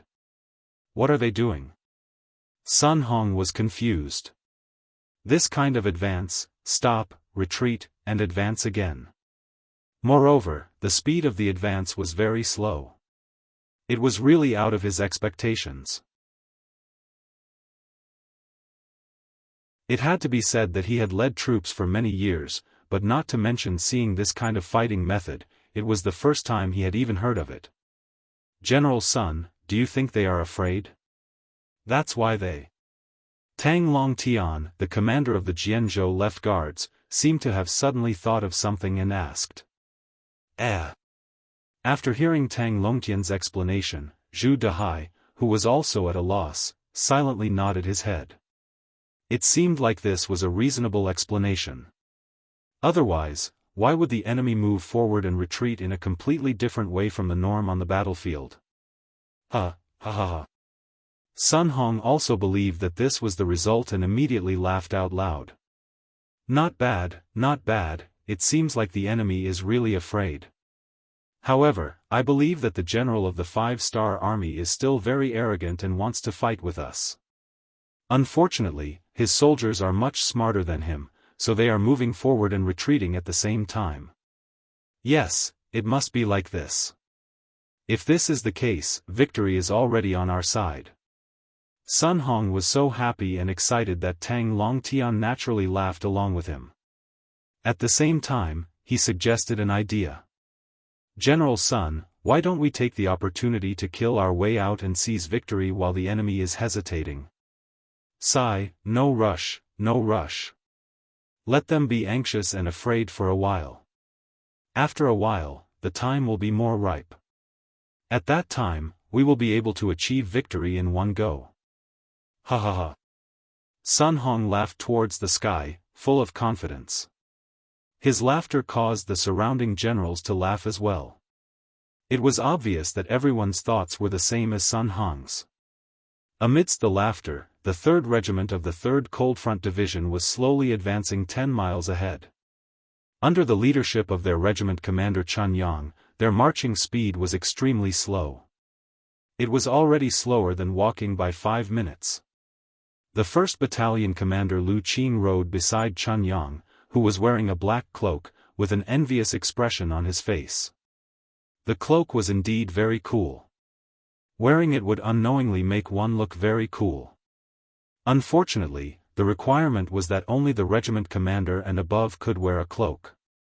Lu Qing was only a battalion commander, and had just been promoted from a company commander after the expansion. At this moment, he could only look at Chun Yang with envy. His gaze moved from the black cloak to Chun Yang. Lu Qing took the initiative to speak. Regiment commander, can we only lure the enemy this time? The division commander and the political commissar can lead the 1st and 2nd regiments into battle, right? Our mission. Lu Qing stopped halfway through his sentence. However, Chun Yang knew what he wanted to say. He turned his head to look at him and spoke in an extremely calm tone. We are in charge of luring the enemy. This is the military order of the 6th young master. Are you doubting the 6th young master? His voice wasn't very loud. In fact, only the 2 of them could hear him clearly. However, this sentence was enough to make Lu Qing's face turn pale. Cold sweat flowed down his body. No. I wouldn't dare. How could I doubt the 6th young master? Humph. Chun Yang knew that Lu Qing didn't have the guts to do so. Not only Lu Qing, but also no one in the army would dare to think that way. Otherwise, the 6th young master wouldn't even need to make a move. Alright, completing the mission is what we need to do. As for killing the enemy, the higher-ups will naturally arrange it. Besides, the order is very clear. We can enter the battlefield, but we can't do it so quickly. We need to see the performance of the 1st and 2nd regiments first. We can only attack 15 minutes after they start attacking. So, save up your strength and perform well when the time comes. Yes, Regiment Commander. When the time comes, you will see the performance of the 1st Battalion. Lu Qing couldn't help but clench his fists. As a new battalion commander, he indeed needed to perform well in order to submit a perfect answer sheet. The conversation between the 2 came to an end. The 2 of them didn't have any doubts about the order they received. For example, why did they have to retreat after advancing for a while? For example, why did they have to slow down? Since it was an order given by the 6th young master, it must be correct and the most reasonable. In fact, it wasn't only Regiment Commander Chunyang who didn't think about this question. Even the other regimental commanders didn't think about this question. If they thought about it, they would think that the 6th young master delayed the attack in order to completely outflank the enemy. At this moment, it was already noon. The sun was moving towards the highest point in the sky and began to roast the earth. 5-Star Army's main camp. When the clock pointed to 10:30, the regiment commander of the 1st Regiment, Zhou Feng, and the 2nd Regiment commander, Lu Zhua, looked at each other and raised the sabers in their hands. Then, 2 black cloaks rushed out. They each led 2,000 cavalrymen and rushed out of the camp. They directly charged towards the Baiming army 20 miles away.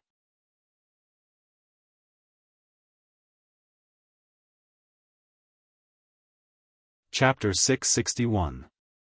While the 2 reinforced regiments were moving out, there were 2 groups of cavalry slowly approaching from the north and south of the Liao River. The ones leading them were the 3 RD Division's commander Wu Sheng and the division's political commissar Chen Bo. As division commanders, the color of their cloaks had already turned pure white, making them look much more handsome and valiant when they wore them. They had also become the symbol of the army. The 2 men walking at the front of the 2 groups looked at the time on their wristwatches as they walked.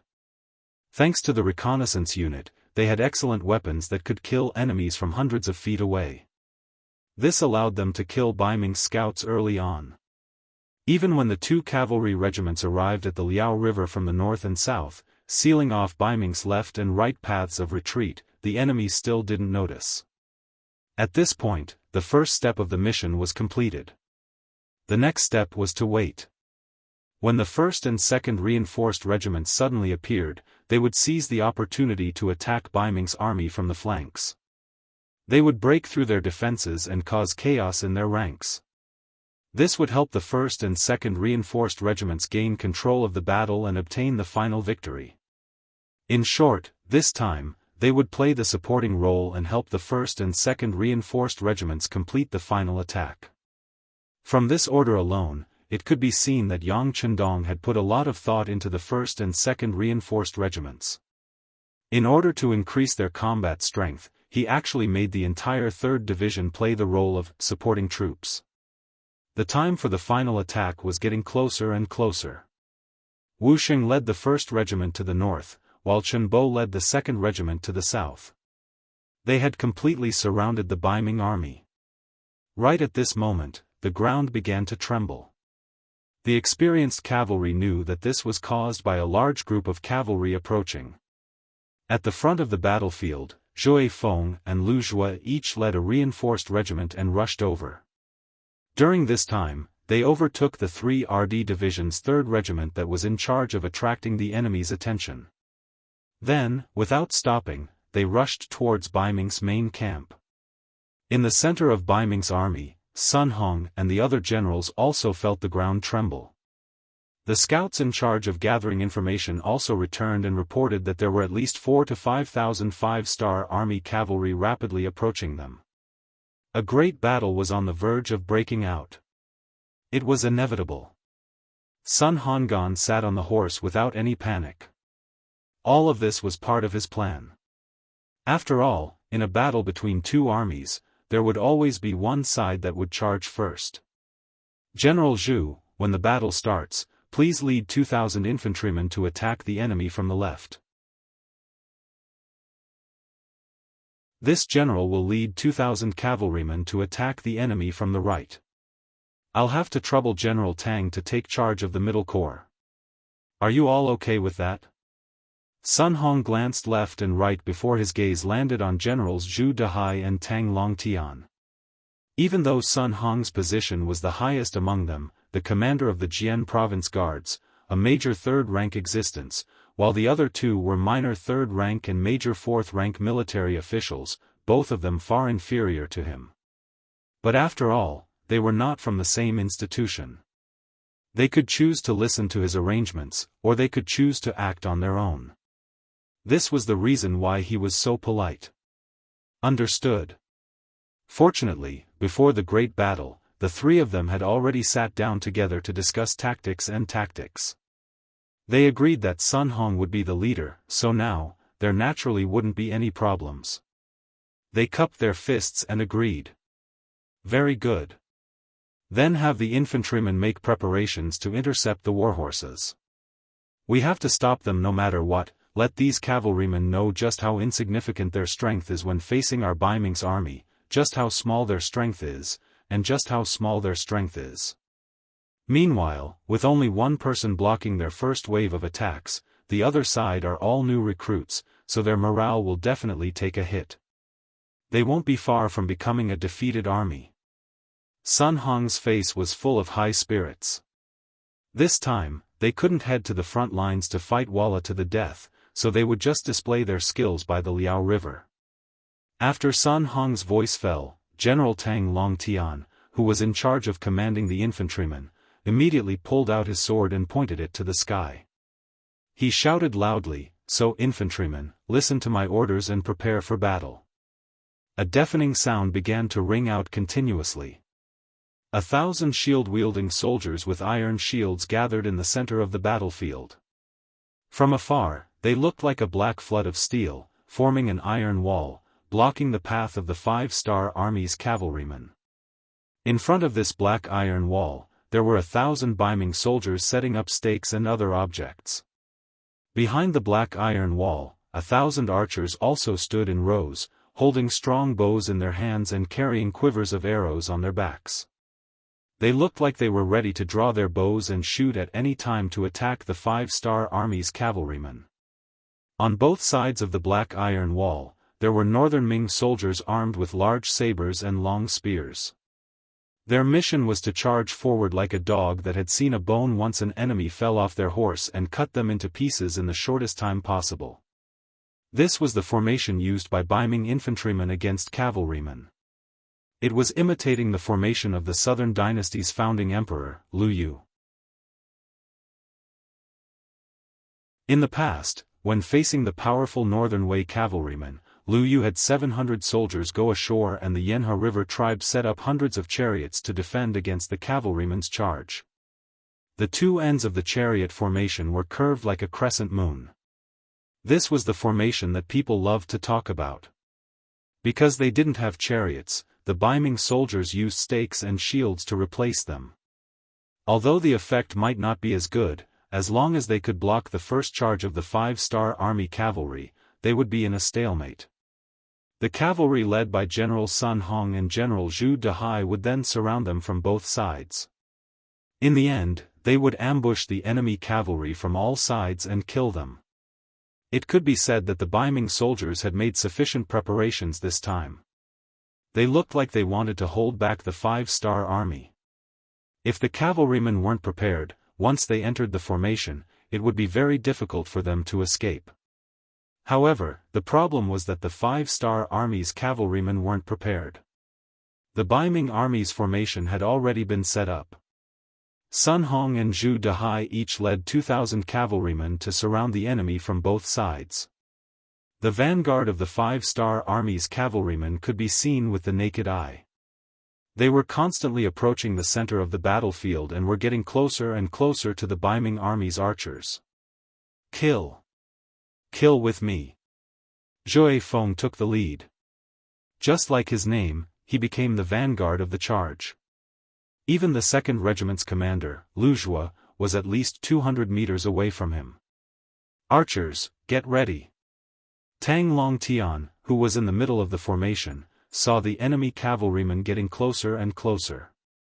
When they were about to enter the archers' shooting range, he raised his right arm and looked like he was ready to fire at any moment. The 1,000 northern Ming archers also quickly drew their bows and aimed at the front. Once the order was given, they would release the arrows in their hands and kill the enemy. The atmosphere on the battlefield had become extremely tense. As the 5-star army's cavalrymen got closer and closer, the atmosphere became even more tense. It was like a taut bowstring that could break at any moment. This is the time. Blow the bugle call. Wu Sheng, who had already moved to the north and south sides of the Baiming army, used his binoculars to see all the movements on the battlefield. When he saw that the battle was about to begin, he gave the order to charge to the 5 officers who had been waiting for a long time. Beep beep beep beep beep, the loud bugle call suddenly sounded and broke the silence between heaven and earth. Then the bugle call sounded and 3,000 cavalrymen suddenly charged into the battlefield from the north and south. They came to the sides and the back of the Baiming army. The sudden change caused Tang Longtian, who was in the middle of the formation, to turn around and look. When he saw that there were actually countless enemy cavalry appearing, he first said, "Not good," and then ordered his deputy beside him, Wang Tong of the 30,000 guards, to lead the remaining 300 cavalry to charge out and stop the cavalry of the 5-star corps that suddenly appeared behind them. General Sun Hong, who was riding on a horse to surround the 5-star army's cavalrymen, was also shocked by the huge formation behind him. He had a feeling of uneasiness just now. He kept thinking that something was wrong, but he couldn't figure it out. Now, he finally understood. It turned out that he didn't receive any information from the scouts on both sides. He didn't even see them. It turned out that they were killed by the 5-star army. How did they do it? Those who could become scouts were smart and agile. It was understandable that 1 or 2 of them were killed. He sent out a total of 32 scouts on both sides. Why didn't any of them come back to report? A big question mark appeared in his heart. However, it wasn't the time to think about these things. What he needed to do now was to win in the chaos. Since there were already enemy cavalrymen behind him, even if he went back now, he wouldn't be able to avoid losses. He might as well go according to his original plan and kill them. As long as he could heavily injure or eliminate the 5-star army's cavalrymen, he would be able to retreat and deal with the enemy behind him. Originally, he wanted to wait for the enemy to enter the infantry formation. He wanted to wait until both sides were in a stalemate before making his move. But now, it seemed that he couldn't wait anymore. Since that was the case, he could only attack first. Sun Hong quickly made a decision. The 2,000 cavalrymen who were originally moving slowly started to move under his command. They suddenly accelerated and charged towards the 5-star army's cavalrymen.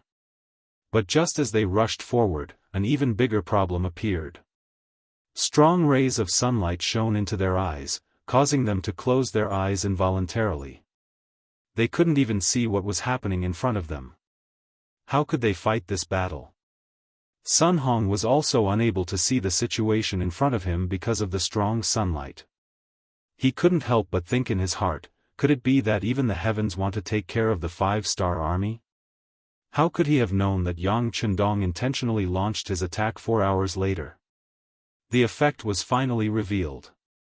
It was noon, so the side facing the sunlight would naturally suffer a great loss. This was also the reason why the cavalrymen of the 3 divisions would sometimes advance and sometimes retreat. They wanted to drag out the time until the sun was high up in the sky. When the sunlight was absolutely effective, they would launch their attack. In a situation where even the weather was taken into consideration, Sun Hong's charge naturally caused a huge problem. It was equivalent to announcing the outcome of the battle, and even the death penalty for some people.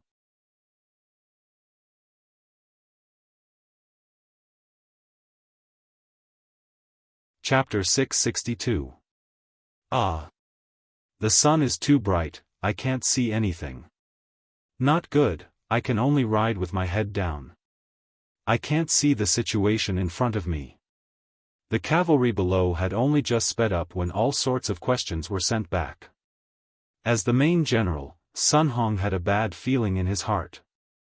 He knew that it was time for him to make a decision. If he hesitated for even a moment longer, he would suffer irreparable losses. Retreat, everyone retreat and regroup with the infantry. He knew that if they continued to charge forward, they wouldn't even be able to use 1/5 of their strength. How would they fight this battle? He immediately gave the order while turning his horse around. On the other side, Zhu Dehai also made the same decision as Sun Hong. He also led his troops towards the sun and similarly felt the blinding sunlight. He also knew that if they continued to fight, they would not be able to display their strength. Thus, he decisively gave the order to retreat. Just like this, before they could complete the encirclement, before the battle even started, the 4,000 Baiming cavalry had no choice but to retreat. However, it was already too late for them to retreat. Behind them, the 3,000 cavalry from the 1st and 2nd regiments of the 3rd Division had already broken through the 300 cavalry led by Wang Tong. In front of 10 times the cavalry, Wang Tong had acted in a panic. After a single charge, Wang Tong was cut down on his horse by Wu Sheng, who was wielding a steel saber. With the death of their main general, the rest of the cavalry lost their morale. They put up a show of resistance and threw down more than 100 corpses before returning to the middle of the infantry. Behind these 100 over Northern Ming Dynasty cavalrymen, there were over 3,000 cavalrymen from the 5-star army. They urged their horses to chase after the northern Ming Dynasty cavalrymen while shouting loudly. From time to time, they would shoot arrows with the bows in their hands. Without any morale, the 100 or so Ming cavalry didn't even have the strength to fight back. After throwing down more than half of the corpses, less than 80 of them made it back to the middle of the army. Before they could even gain a foothold, Wu Sheng and Chen Bo had already led the 1st and 2nd regiments to kill their way behind them. Every time they raised their sabers, they would reap the life of an enemy soldier. At the front, Wind Chaser had already led a company of cavalry as the vanguard to kill Ming's infantry. With their superb horsemanship, they leaped over the barricades on the ground and launched a series of fierce attacks on the shield-bearers. Due to the chaos at the rear, the 1,000 shield-wielding soldiers were already in disarray. The enemies at the front were also charging ferociously. Very quickly, some of the weaker Ming infantry broke away from the formation. Every time this happened, they would be faced with the fall of a sharp saber, or the result of a person's head flying off with a raise of a saber.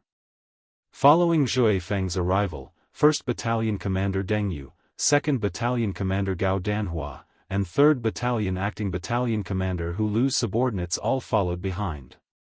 With the advantage in numbers and the speed of the steeds, the infantry shield-bearers, who were already riddled with holes, suffered heavy pressure again and again. Finally, their formation was thrown into chaos, and they were all separated and killed by the cavalry.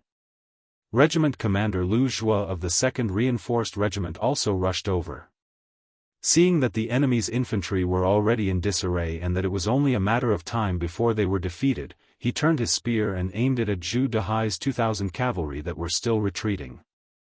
Battalion Commander Ma in the middle, Battalion Commander Ding in the left, Battalion Commander Tay in the right. Everyone, follow me and kill. Lu Zhua had been promoted from the Auxiliary Regiment Commander to the Cavalry Regiment Commander. He wanted to perform well, but at this moment, Zhu Dehai's troops had become his stepping stone. In addition, the 3 battalion commanders under him were also outstanding cavalry.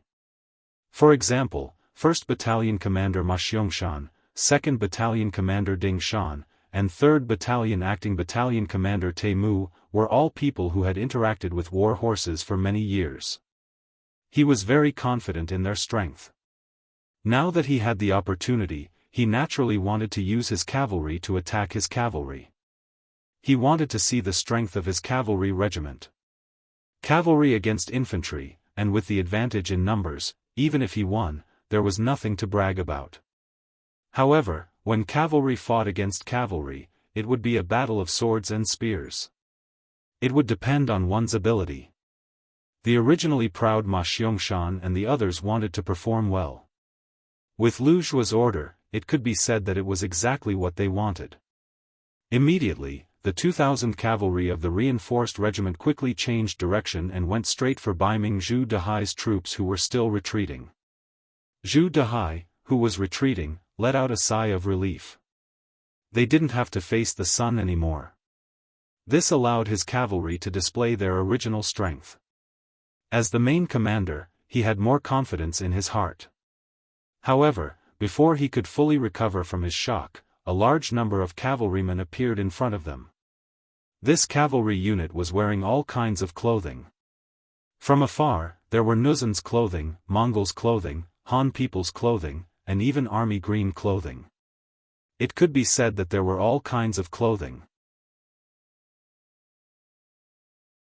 However, they all had one thing in common, and that was that each of them held a shiny saber in their hands, and each of them wore a pair of ink-black goggles that protected their eyes from afar. Naturally, the northern Ming cavalry would be at a disadvantage if they were to face the sun head-on. However, with the addition of the sunglasses, the 2nd Regiment was no longer a problem. The glare of the sun had been reduced infinitely and was placed at the side. Right now, what they needed to do was to charge and charge. In the process of charging, the cavalry drew their bows and shot. As they approached, they shot the Baiming cavalry who were not fully prepared. Zhu Dehai's troops, who were retreating, had already lost their formation. Not to say that their formation was in chaos, but it was not too far off. Perhaps if they were given a certain amount of time, they could reorganize their troops. But would Lu Zhuo give them time? One side was unprepared, and the other side was ready. One side was retreating in panic, and the other side was advancing bravely. Although the number of cavalry on both sides was the same, there were 2,000 cavalry. But the difference between being prepared and not being prepared was very big. So much so that before the cavalry of both sides officially came into contact, arrows rained down like raindrops. No less than 100 people in the vanguard of the Baiming cavalry were shot and fell from their horses. And this was just the beginning of the contest. When Ma Xiongfeng led the 1st Battalion to charge into the Baiming cavalry unit, and when Dingshan's 2nd Battalion and Teimu Er's 3rd Battalion stabbed into the Baiming army's formation like two sharp knives, Zhu Dehai's face finally showed a look of fear. At this moment, he realized that the cavalry under his command had become a pot of porridge. They didn't know where to charge and what to do. The steel cavalry sabers and ordinary cavalry sabers began the first round of clashes, followed by the second round, third round, and fourth round. After 4 rounds, the panicked and unprepared Baiming cavalry suffered great losses. About 1/7 of the cavalry was cut off from their horses. But what was even worse was that after 4 rounds of clashes, some of the cavalry sabers in the hands of the Baiming cavalry actually showed signs of breaking. The slightly better ones also had large gaps. If you want to attack first, you must first sharpen your weapon. Originally, they were not prepared enough. Now that the enemy had taken the initiative, they were caught unprepared. Then, their weapons were not as sharp and durable as the enemy's. Some of the Baiming cavalry, although still seated on their horses, had nothing in their hands that could be used. Some were broken sabers, and some were even bare-handed. How were they going to fight the following battle? Retreat. Shocked by the strength of the 5-star army, shocked by the sharpness of the enemy's cavalry sabers, Zhu Dehai, who was protected by a dozen bodyguards, saw that his strength was not as good as the enemy's. He turned his horse around and madly galloped back. At this time, Zhu Dehai was very familiar with Sun Tzu's art of war. The last of the 36 stratagems was to run. If you can't win, run. This was the best example. At this time, Zhu Dehai was completely dizzy. He had already forgotten that once he turned around, he would be facing the glaring sunlight. But at this time, he had completely forgotten all of this. There was only one voice in his mind, and that was to run. As long as he could escape, he might have a chance to live. The situation was not good, so he turned around and ran without hesitation. Zhu Dehai still had a very decisive heart. But his luck was really too bad. After running against the sunlight for a few li, a large army suddenly appeared in front of him. Because of the light, he only saw the enemy swarming towards him when he was less than 2 li away. The dust that covered the sky and covered the sun was flying. It was the cavalry led by the 3 RD Division's 3rd Regiment, the Spring Sun Division, and the Independent Regiment Tiger's Mane. There were close to 3,000 people. According to Yang Chendong's orders, they had set off 15 minutes later. As if they were afraid that the enemy would be wiped out, from the beginning of the charge, the 2 cavalry forces were racing against each other, afraid that they would be 1 step slower than the enemy. Originally, after 15 minutes, the 2 reinforced regiments, the 1st and 2nd Divisions of the 3rd Division, Baiming's army would have been defeated. If they were lucky, they might be able to clean up the mess. But never would they have thought that before they even reached the battlefield, they would already see the enemy. Although there weren't many of them, only a few hundred cavalry, in the eyes of the Spring Sun and Tiger's Mane, they were already a piece of juicy meat. Independent Regiment, charge with me. Tiger's Mane laughed heartily. He kept urging his warhorse to charge towards Zhu Dehai's troops. Regiment Commander, what do we do? The 1st Battalion's commander Lu Qing urged his horse to Spring Sun's side. His face was filled with anxiety. What do we do? Of course we have to go. There is no such thing as superior and inferior on the battlefield, hee. Spring Sun laughed wildly. By the time he finished speaking, he had already charged out on his warhorse. Tiger's Mane was his superior. Even his division commander, Wu Sheng, respected him. But this was the battlefield. There was no such thing as modesty when killing the enemy. Seeing the regiment commander dashing out without any hesitation, battalion commander Lu Qing laughed out loud and followed after him. The soldiers of the 3rd Regiment also yelled and shouted as they charged forward with their sabers in hand.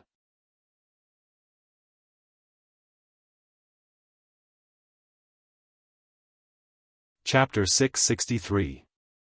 Poor Zhu Dehai. He thought that his actions were decisive. He thought that he was like a gecko with a broken tail and that he could finally escape. But he never imagined that he would have to face 2 ferocious armies. When he discovered his opponents, his fate was already sealed. The cavalry from both sides collided in the blink of an eye. Just as the cavalry clashed with the cavalry, blood splattered everywhere. Sharp sabers flashing with silver light were constantly raised and chopped down. One by one, the Baiming cavalry was forced to block the attacks. Some of them couldn't even withstand one blow and were immediately chopped down from their horses. Some of them were quite good on horseback, but when faced with continuous chopping and chopping, how many times could they block? They could only raise their arms a few more times. In the end, they still couldn't avoid the fate of being chopped down from their horses. Zhu Dehai's horse-riding skills were considered passable. He was barely able to exchange blows with the 2 5-star army cavalrymen. Under the powerful impact, he could already feel his arm swelling. Just as he was thinking that he wouldn't be able to withstand a few more collisions like this, he was afraid that he wouldn't be able to lift his arm anymore.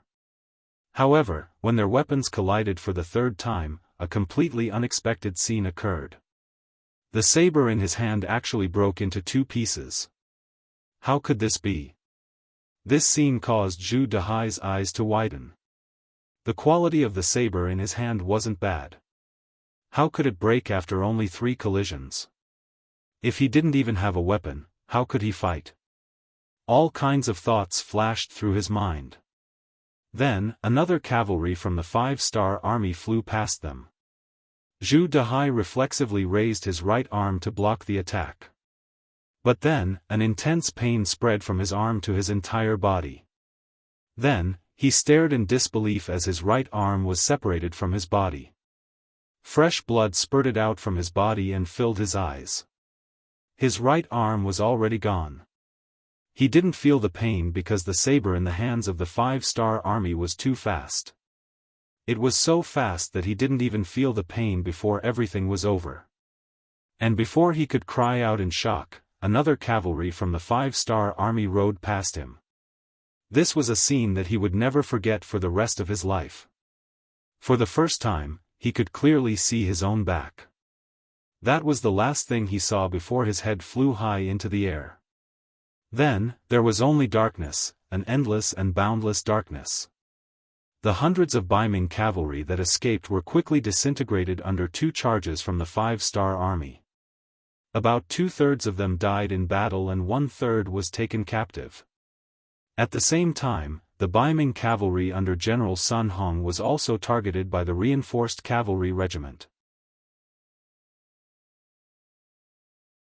When Windchaser discovered that Lu Zhua's troops were chasing after Zhu Dehai's troops, he gave the task of dealing with the Baiming infantry to the 1st and 2nd regiments of the 3rd Division. He led the reinforced cavalry regiment to target the more powerful Sun Hong's troops.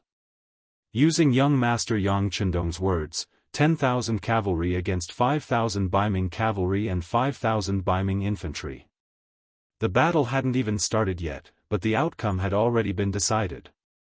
Rather than calling it a battle, it was more accurate to call it a training exercise. Even if it was a training exercise, how to ignite everyone's fighting spirit, how to create an invincible heart through this battle, this was the true meaning of this battle. Since it was a training exercise, of course they had to choose the strongest enemy as their opponent. Looking at the battle horses, Bai Ming's 2,000 cavalry was barely enough to be seen. Everyone in the reinforced cavalry regiment, put on your glasses and follow this regiment commander. After adjusting the direction of the battle horses, Windchaser released a loud shout, taking the lead and bringing the 1st and 2nd regiments of the reinforced cavalry regiment to charge towards the right side of the battlefield. People shouted, horses neighed, banners covering the skies, bright 5-starred banners fluttering in the wind, everywhere. The bugle call that replaced the sounds of drums sounded again and again, loud and clear, pouring into the ears of everyone on the battlefield. Sun Hong, who was still backing up, had a downcast expression on his face. He ignored the direction of the sunlight, placing him in a completely passive state from the very start of the battle. He knew that he was going to suffer greatly today. However, he still didn't believe that he would lose, just that his losses would be a bit more serious. It was because he was leading 2,000 cavalry from the Jianghu Guard, the elites of the northern soldiers, possessing second-rate fighting strength. Unless they were facing the Mongol cavalry and Walla cavalry who had lived on horses since childhood, no enemy would make him feel fear. Release the arrows, draw the blades, charge. Cut the enemy into several pieces, let them know what kind of fate awaits those who make our Jianghu Guard cavalry their enemies. A roar sounded. Sun Hong held a large blade that was over a zhang in length. After releasing a loud shout, under the protection of a group of personal guards, he increased the speed of his horse, charging towards the reinforced cavalry regiment led by Windchaser. The 1st battalion is at the front, the 2nd battalion is in the middle, and the 3rd battalion is at the back. Windchaser similarly didn't show any weakness.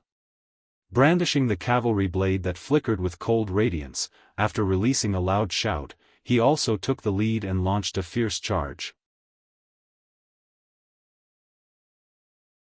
The two forces of cavalry with similar strength and numbers finally began to clash an hour after the battle began. When enemies met on a narrow path, the courageous would emerge victorious. A battle of cavalry where every blade drew blood began. Charge, charge! The commanders of both sides separately gave the final military orders. A total of 4,000 warhorses clashed together by the Liao River, becoming a great battle. In just the first clash, there were already countless streaks of bright red blood that splashed in all directions. At any moment, there would be cavalry soldiers that fell off their horses, or there would be broken limbs that flew into the air. There were Bai Ming cavalry, Nuzan cavalry, Mongol cavalry, and Han cavalry that fell off their horses. At this moment, the cavalry all displayed their abilities. At this moment, no one would show you the slightest bit of leniency because of your background or race. At this moment, if you didn't kill others, then you would be killed by others. No one was an exception. Windchaser raised his cavalry blade, already continuously hacking down more than 10 people. At least 4 Bai Ming cavalry were chopped off their horses by him, at the same time, 3 enemies were injured by him. His body also suffered 2 cuts. Fortunately, he had the protection of the bulletproof vest, so these 2 cuts didn't truly injure him. Jianghu Guard cavalry is unordinary after all. After another charge, Windchaser, who had rushed to the back of Bai Ming cavalry, reined in his horse. He sighed in his heart, and at the same time, his fighting spirit was infinitely aroused. You guys are very strong, right? That's good. The stronger the opponent, the more you can train yourself. He believed that after this battle, although there would be some losses in the reinforcement regiment, their combat strength would definitely increase by a lot. Wasn't this what the 6th young master and himself wanted? Not far away, Commander Wu Sheng and Political Commissar Chen Bo, who had already divided the Bai Ming infantry into several groups, also noticed the battle on the right side of the battlefield. They saw that the reinforcement regiment already had more than 100 people killed or injured, but they didn't have any intention of joining in. If an army wanted to grow, the process must be bloody. Only after experiencing this could they become a truly strong army. During this process, others couldn't help much. Of course, Wu Sheng and Uncle Chen were also watching this place. As long as they noticed that the reinforcement regiment was not as strong as the enemy, they would immediately intervene. In short, they would never allow their side to be defeated in front of them. However, the reality was that this kind of thought was destined not to appear. After this clash, the two sides had already swapped positions. Hundreds of cavalry from both sides had fallen, as well as many lonely warhorses.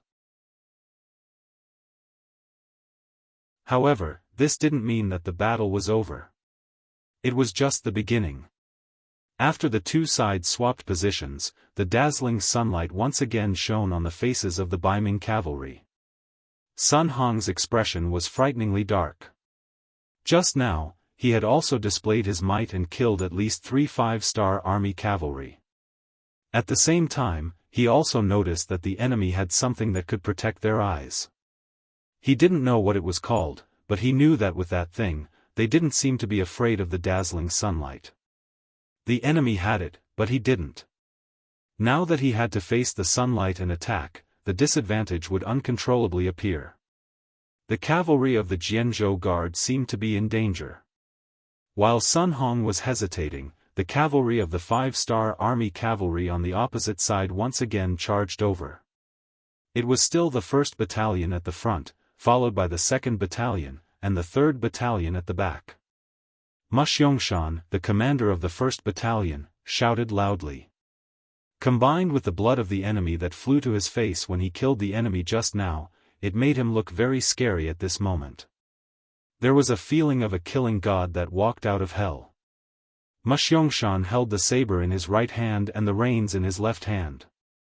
He attached his body to the horse as much as possible to protect the streamline of his body and reduce the wind resistance. This allowed him to charge forward at a faster speed. This speed could multiply the power in his hands. At this time, once the saber was slashed out, even a small tree stump could be easily cut down. This was the power of the combination of speed and sharpness of the saber. The saber that was given to them this time, although it wasn't as long as the spear and saber, because it was short, it was more powerful and nimble. In addition, it had a very satisfying sharpness. The number of enemy cavalry that died in Ma Xiangshan's hands had already exceeded 5 people, which made him very satisfied. He also seemed to be born for the battlefield. After killing several people, not only did he not feel the slightest bit of fatigue, but he was also very excited. This excitement naturally turned into boundless killing intent. When he waved the saber again, his face was only left with a flush of excitement. The more he fought, the braver he became. This was the description of soldiers like Ma Xiangshan.